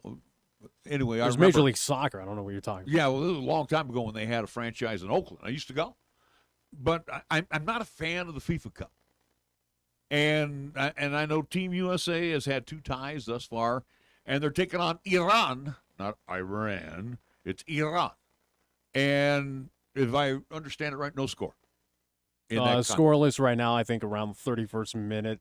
So, yeah, scoreless right now. And, again, plain and simple for USA, again, my understanding is you win this game, you're moving on to at least next round. So, plain and simple, you got to get it done against Iran. So. And, again, FIFA Cup, it just does not move the needle for me. I don't know why. I'm just not I'd rather watch the news than watch this brand of soccer. I don't know why. It just doesn't trip my trigger. Well, I think that's just soccer in general in this country where, again, you can rally around, again, the World Cup, since, again, this is the world stage, again, bringing in, again, various countries in. But there's something about this year's World Cup, and I think it was more marred in controversy with it being held in Qatar. Again, with their issue, it's Qatar. Again, there are issues out there, again, whether it is, declining beer sales. Again, obviously the human rights issues, again, varies throughout the entire Middle East and does not at least come opposed to, again, Qatar out there. So I think that's why this World Cup is a lot different than compared to most, where, again, just due to the fact of where it's being hosted at, and just it's more of the controversies. More political. It's more political, and you talk about more of the conditions, again, for fans out there that are pretty rough as well, too. Again, the tents, it's something that, again, you got to abide by their strict rules and laws, which, again, understand you're in their country and you got to abide by, but, again, they're still well subpar of our human rights, here in the West, or at least westernized countries across the globe. So I think that's just kind of the issue right now with the World Cup, where, again, there are definitely a lot of fans out there that are following the action and cheering on USA, and hopefully, again, they can make it on and win this thing.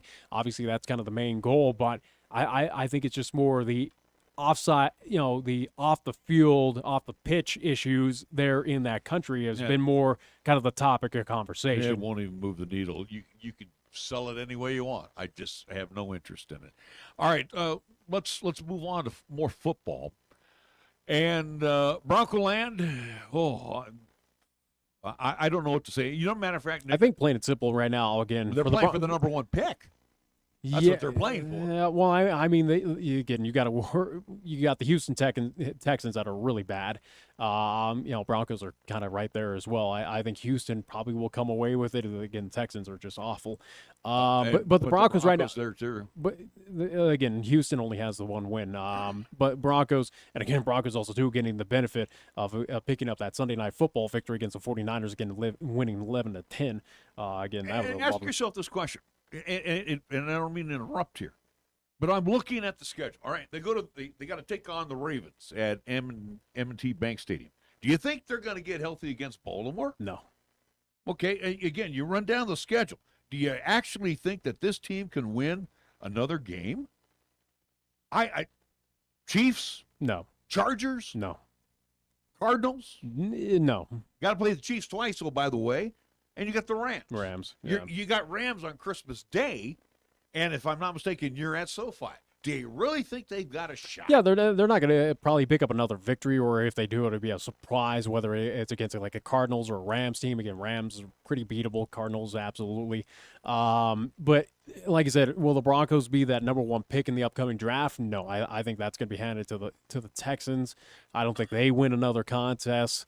But it's a scenario right now. It's more so, yes, you're looking at where they're going to be at in the draft upcoming in 2023, but what are you going to do with Hackett, where he's proven himself to be one of the worst head coaches in history? And I even put that on par with at least with the 49ers, a former Wyoming help me with his name, former Cowboy head coach that only was here for 1 year, moved on. Dennis Erickson. Dennis Erickson. His time with the 49ers was just as abysmal. And again, it was a 1 year experiment and they got rid of him. You got to imagine the same thing's going to happen here with Hackett, that this experiment can't go on for long. This guy has proven that he is not the guy. Again, you got the Walton family now that have taken over. And obviously, they want a return on their investment. Yeah, and the fans are going to still come on out, Bronco fans. Point is, Hackett. Yeah, but those tickets are becoming cheaper and cheaper. Hackett gone. I'm telling you right now. I think plain and simple. I'm surprised they haven't gotten rid of him during the season. And again, too, you brought in, and to their credit, they brought in supposedly an offensive type of coordinator / coach. Yeah. We failed under the defensive side with Vance Joseph and Vic Fangio and now Nathaniel Hackett. The one name that is being thrown about, being tossed about as a possible candidate to move on to that next coaching position is Eric Bieniemy, former Colorado grad, alum. And again, I don't know. This is just if the Broncos move forward with Hackett. I don't know which way the Broncos will turn because, again, too, you look at the 49ers defensive coach. He's getting tossed about as moving on to that next level next season. Yeah. He probably won't be with the 49ers. So, again, which way do you go? Do you go defense? Do you go offense? I have no idea. But Nathaniel, I think the Broncos right now, again, you can't experiment with these potential, or at least, again, with Vance Joseph, again, coordinator, Vic Fangio, again, a longtime coordinator, again, Hackett, same thing, coordinator. Again, it looked like Broncos were kind of the experimental spot of, hey, let's try it as a head coach now with you to see if you can prove and get it done. I think the Broncos were in a spot that, again, you need a proven winner, a proven head coach that has had experience, not in the collegiate level, but again, you look towards the NFL, you got to find someone that is proven. Do you look like a Sean Payton who's retired after leaving New Orleans? Had a successful run in New Orleans. Maybe, but again, that might be an attractive enough job for Payton to come back, but who knows? Again, do you take a chance on, again, former, at least NFL head coaches that have moved down to the collegiate level? Mike Harbaugh. Yeah, I know you're thinking Harbaugh. Yeah, again, especially with what he's been doing with Michigan. Even though, again, right now Wolverines on pace to where at least their focus is on winning the national title. Which, again, if Harbaugh can get it done of winning the national title as a head coach for the Michigan Wolverines, could he say, "Hey, I did it. I did it for my alma mater. Yeah, for my school. Maybe it's time to go back up to the pros." And here's the Denver Broncos that have, again, a historic a very proud fan base. Again, they have a developing team. Maybe wants to mold that. I don't know, but I think that's something that for the Denver Broncos, if they move forward with getting rid of Hackett, which they should, the guy has proven that he's not worthy. He is not good as a head coach, clearly. That they got to find someone, an established veteran that has proven himself, and it might be tough to find that pro guy in the NFL ranks. Who knows? But again, collegiate-wise, again, you think of Harbaugh. Could you go that route? Maybe. You know, you got to find someone that's proven. You're seeing in the NFL, and I hate to say this, but you're seeing the younger coaches, the raw type of guys, and they're producing right now. I mean, let's be real honest. Yeah. You know, Shanahan's kind of that middle guy, but he's still a raw guy. And Nathaniel Hackett just does not move the needle for me. No. He's about as exciting as watching milk spoil, okay? And I saw something, and I'm glad I brought up Mike Purcell, because Mike Purcell got I think he got a penalty for player misconduct, and went over the sidelines and kind of got into Russell Wilson's face. But it wasn't that they were arguing against each other. It was trying to like, hey, you know, we gotta get this thing fired up. And, you know, Russell Wilson kind of just like... Russell Wilson's not that guy to get fired up. And I think that's another experiment as well, too, that needs to die after the end of the season. As I told you again, Russell Wilson was not the guy. Are you going to trade him? So, again, he's going to be like Jimmy Garoppolo. Broncos at this point in time right now, you either got to find someone that, again, you got to find a buyer. But right now, again, for the Broncos, this is kind of the issue of you've been in rebuild mode for quite some time after Super Bowl 50 that... Again, do you go after, do you try to trade for, again, a starting QB, whether it is a Jimmy G? Who knows what the 49ers are going to do post this season where, again, Jimmy G was on that trade block before the Trey Lance injury, and now he's the guy to lead this team, and hopefully he can to get him back into the Super Bowl and win that thing finally. But, again, who knows what's going to happen with Jimmy G? As of right now, again, you can put him in the class of he's a proven winner. Again, you compared his stats, and again, they brought up that graphic, compared him to Montana, compared him to Steve Young in the first 59 games. He's on par, if not better than Joe Montana, win-loss, and tied with Steve Young for the win-loss mark, and again, adding one more with the shutout against the New Orleans Saints. But and how many points did it score? 13. Yeah, but either way, a win's a win, so you'll take it either way. Again, this team right now, again, in the 3 spot, if the playoffs were at least happen today. So, again, I'll take it as a 49er fan. But for the Broncos, can you afford a rebuild where, again, you look towards the draft for a QB? And, again, there's a lot of solid quarterbacks coming into this year's draft.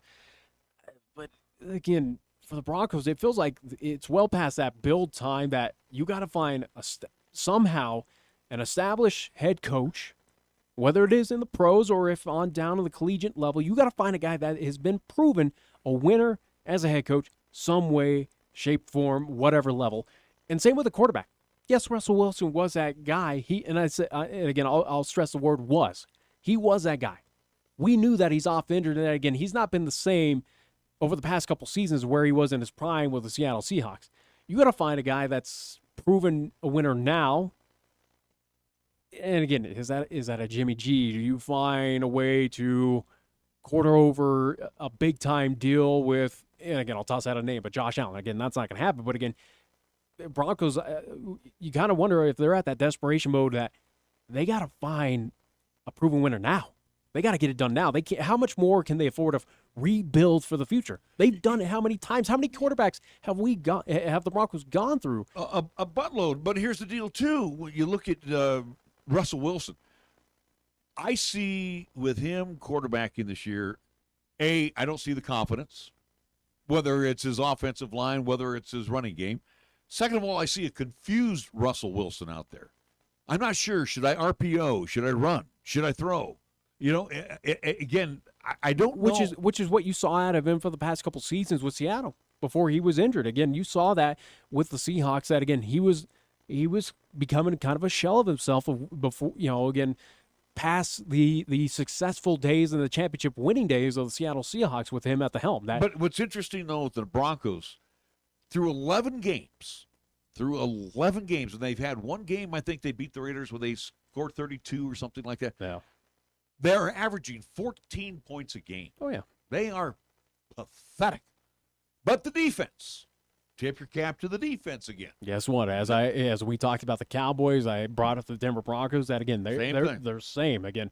You know that you can get a solid defense year in and year out of the Denver Broncos. That they're good on at least scouting and drafting those style of players. That again, defensive coordinator, whoever's in, again, that's a solid outfit out there for the Denver Broncos. It's the offense that's just a question mark, and it starts at the helm with the quarterback, which again has been this quarterback carousel for how many seasons at this point in time. And again, you thought it was going to be with Russell Wilson.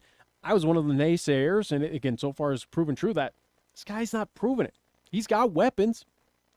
Offensive line still needs to be worked upon and improved, but again, it's a lot better than most. He's got weapons. He's got targets. There should be no excuse. And it's interesting, too, these quarterbacks that command all these top dollars. And again, Tom Brady, yeah, worth the money. Aaron Rodgers, worth the money. Jimmy G, no. Kirk Cousins, I don't care what the record is in Minnesota. He's not the $27 million man. Russell Wilson, definitely he's not commanding that kind of salary money for the way he's playing. Again, are there a lot of intangibles around him that are bad? Absolutely. But then again, too, I blame a lot of these organizations for throwing the stupid money at these guys for mediocre performances. Jimmy G, let's be real honest. And obviously you can't blame the Waltons on this one because they came in after that. But, you talk about Jimmy G. Jimmy G, to me, if he got traded to the Broncos, that's a horrible trade. If he did. Jimmy G's again, the guy's 40-19. Yeah, you know what, though? But he can't throw the football. He can't run anymore. He's basically a handed-off type of guy. He would fail in the Broncos' offense. He would fail. He's not a boot guy anymore. He's straight back in the pocket and throw it. He's going to get clobbered. But, aside from that, and again, I am not a Jimmy G fan, not going to be one. I don't know what the Niners are going to have to do as far as drafting this season because we don't know if Lance is going to be coming back. But for the Broncos situation, whether you go with Wilson for the next 4 years or so, that's entirely up to you. But right now you can't go with Nathaniel Hackett. Hackett's got to go bye-bye. I don't think you can go with either or at this point in time. And I don't think that whoever who's going to pick up Wilson. Again, for instance, if you're bringing in a Harbaugh out of Michigan to at least run this team, I don't think he's going to be able to at least improve upon with Russell Wilson. He might adapt that offense around him, but again, I think Russell Wilson's just as much as the problem as same with Hackett at the helm as the head coach of this organization. So right now, again, Broncos have a lot of issues on a lot of things they need to fix, which again has been like this since Peyton Manning left. That this team has been in disarray since those years that there's been no solution. And right now, you wonder, especially with the Waltons that are going to want a return on their investment by this team. They want a winner. And again, this Broncos franchise in past has been known as a winning franchise, that they're playoff bound, won a couple Super Bowls. They're in the Super Bowl. Again, how many times they've been in that contest, and again, albeit lost them. But again, it's a proven franchise that is, again, you expect wins. You expect a playoff burst for this team, especially with the expansion of the playoffs as well, too. As again, we added more teams to the NFL, that you wonder if this is a franchise that is at desperation mode. And again, with the benefit of the Waltons' money, which again, they got a lot of change if they want to use. Could we see him in the offseason be aggressive? Toss high, big monies at, some established quarterbacks, established head coaches saying, hey, come here. We need you. Because I don't think right now the Broncos can afford to go back to the draft and rebuild and depend upon, again, a top 5 quarterback pick here in 2023 to develop for the future. It's worked for other franchises, but I think the Broncos right now are at that point where they can't afford an experiment. Well, I don't know if the Broncos are going to throw stupid money out there again because they got burned. It's just true, yeah. And if you're going to throw stupid money out there, you're probably going to go after somebody that is a high-dollar coach. And probably somebody that's on staff elsewhere And again, and I'm going to throw this, you see him on NBC Sunday night, Jason Garrett. Not that I think Jason Garrett is the cure-all, be-all, but he's an offensive-minded coach. There's somebody there that you could, again, I throw out a Sean Payton. Maybe somebody that's out of football but has had that winning type of tradition amongst them. Again, you bring in when they brought in Vic Fangio, I said right away, this is not going to be good for the Broncos. Fangio's not a winning coach. Joseph was not even a head coach. And again, I throw Eric Bieniemy out there just for argument's sake with Kansas City. And he's been thrown around a lot as a head coach. Yeah. Great offensive mind, but can you take that risk again to bring in a coordinator as your guy? And again, too, what makes Eric Bieniemy look good? Patrick Mahomes and Travis Kelce. So, again, you sit there and go, okay, the Broncos don't have that alignment right now. So far from it. Yeah, and you brought in Eric Bieniemy, he could possibly fail. He could bring in that same system, but again, if you don't have the right pieces of the puzzle, it's just not going to work. Hell, bring in Gruden for all I care. Again, whatnot, even though he's been exiled from the NFL, but again, right now, I think the Broncos, and again, they're not going to go. Yeah, you might as well bring in Matt Patricia, who was a defensive coordinator for Belichick. Then he goes and coaches the Lions into oblivion. Now he's the offensive coordinator for New England, and they're doing okay. Go figure. That seems to be the MO, though, for New England, where, again, we saw with Josh McDaniels. Who knows? Maybe Josh McDaniels. He dropped right back in. Could Josh McDaniels come on back and, again, try to revive the Tebow years? Again, I was going to say, there might be a name, Tebow. I was going to say here for the Broncos, I give them, at best, a 5-12 finish. At worst, 3-14. I don't think they. Again, I look at the schedule. Their winnable games are against the two NFC West teams, the Cardinals and the Rams. Yeah. No, Murray's back for the Cardinals. Cardinals are not all that impressive. Yeah, but you know what?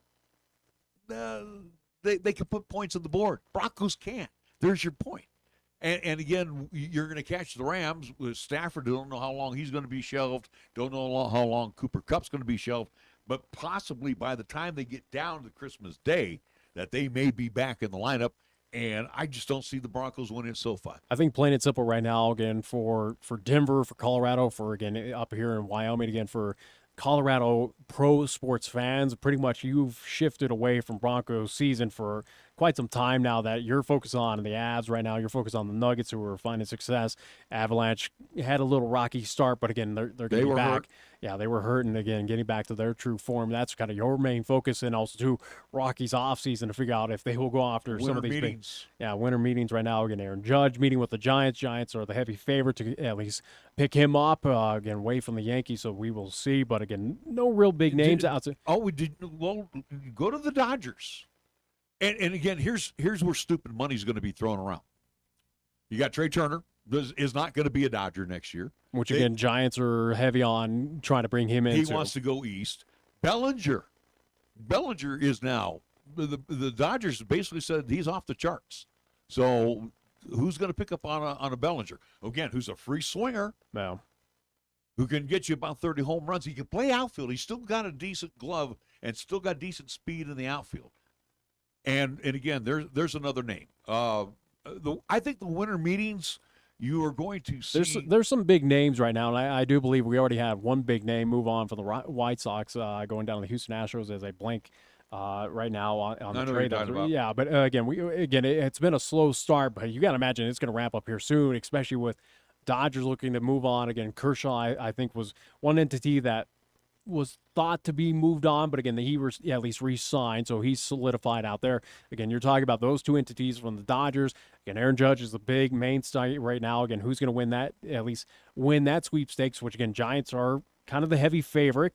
And again, now here in this part of the world, where's Brandon Nimmo going to land? Mets want him back, but right now, again, Colorado Rockies have been tossed out. Dodgers have tossed out his name. I think even the Giants have been rumored to look at him as well to bolster their outfield. Again, who knows who's going to get with Brandon Nimmo right now? Again, he's a big, at least free agent name. And you would think, and again, so I'm sitting here wearing my Giants shirt. You would think the Giants are going to be the busiest team.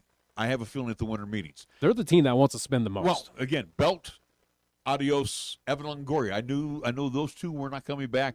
Crawford might go. Crawford might be traded. He's still a good glove. Whoever he goes to, he's going to again bring a good defense with him. But again, you want a team that's going to throw some stupid money around. I think the Giants will. And they've come out and said that they are willing to again exceed any dollar value that any team's going to toss out for Aaron Judge. So and again, Aaron I think Judge could be the $40 million man this year. I really believe that it could be a 10-year, $400 million contract for Aaron Judge, whoever picks him up. And again, the Yankees, they've got the money. So, their first Dodgers, Giants, their first Yankees, concern is they're going to try to keep him. I looked at their list of free agents, and Judge was the only one I'd want to keep. Yeah, but as we keep it on the local side, again, you look with the Colorado Rockies, again, they were tossed out to at least go after Brandon Nimmo and see if they can land him. I don't think that's going to be possible, especially now you have some bigger fishes that are eyeballing him and wanting, including the Yankees across town, want to get him away from the Mets and bring him on board with them. The Rockies right now, I mean, what do you do if you're that franchise, especially with the situation where sit here and gripe and moan about the Marmfords? Pretty much, yeah. I'm just saying for the Rockies, though, in the winter meetings, I don't anticipate that they're going to do a whole lot. I do believe they already made one trade, but it was not a blockbuster trade, but it's something that, what moves are they going to make? Nothing that really dents or at least vaults them to prominence or say, hey, let's keep an eye on this Rockies team for the NOS. The Rockies are taking on the Billy Bean theme. Basically, they're hoping that all of this young talent that they have absorbed and drafted into the organization are going to move through the ranks and then eventually come up to the big club. Let's be real honest. Last year when I went and watched the Rockies, who were these guys? I had no idea.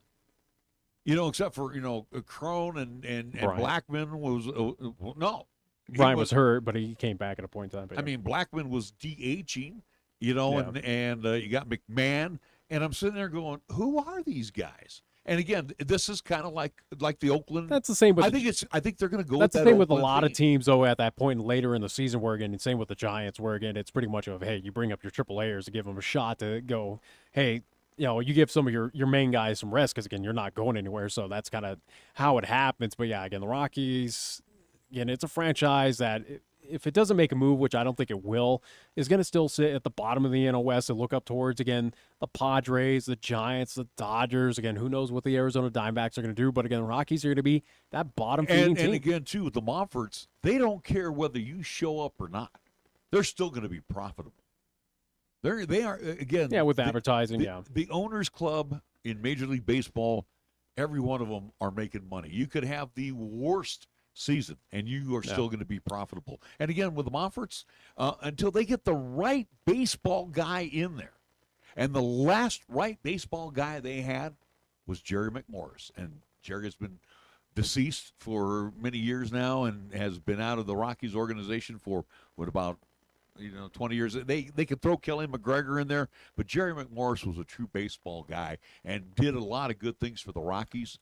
And unfortunately, like I said, there's not going to be a magic. It's not going to happen. There's not going to be a magic cure overnight for the Rockies. This is a franchise that's going to find themselves kind of similar of, Miami Marlins, Cincinnati Reds, a Pittsburgh Pirates. That is just, again, awful. Toss in an Oakland A's team, even though again early in 2010s they were successful, at least got to the playoffs.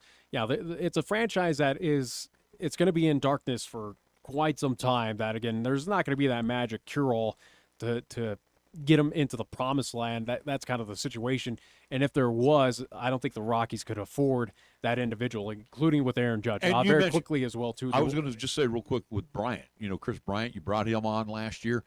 Every time that the Rockies have gone after the big namers, it's come back to blow up in their face. So realistically, what gives the Rockies any incentive to go after big namers? I mean, again, you've looked at over the last few years who they've picked up. Half those guys spent most of the season on the IL. And moved on to other teams and found success wherever throughout the MLB. So, yeah, it is what it is. Very quickly do want to mention, again, that White Sox, at least player was Jose Abreu. He moved on to the Houston Astros, so that was kind of the big name that, at least so far, has been moved here in the wintertime, in the winter meeting. So, Rockies, like I said, don't anticipate that they're going to do much. Again, they'll pick up a few minor pieces here and there. They might move on a few.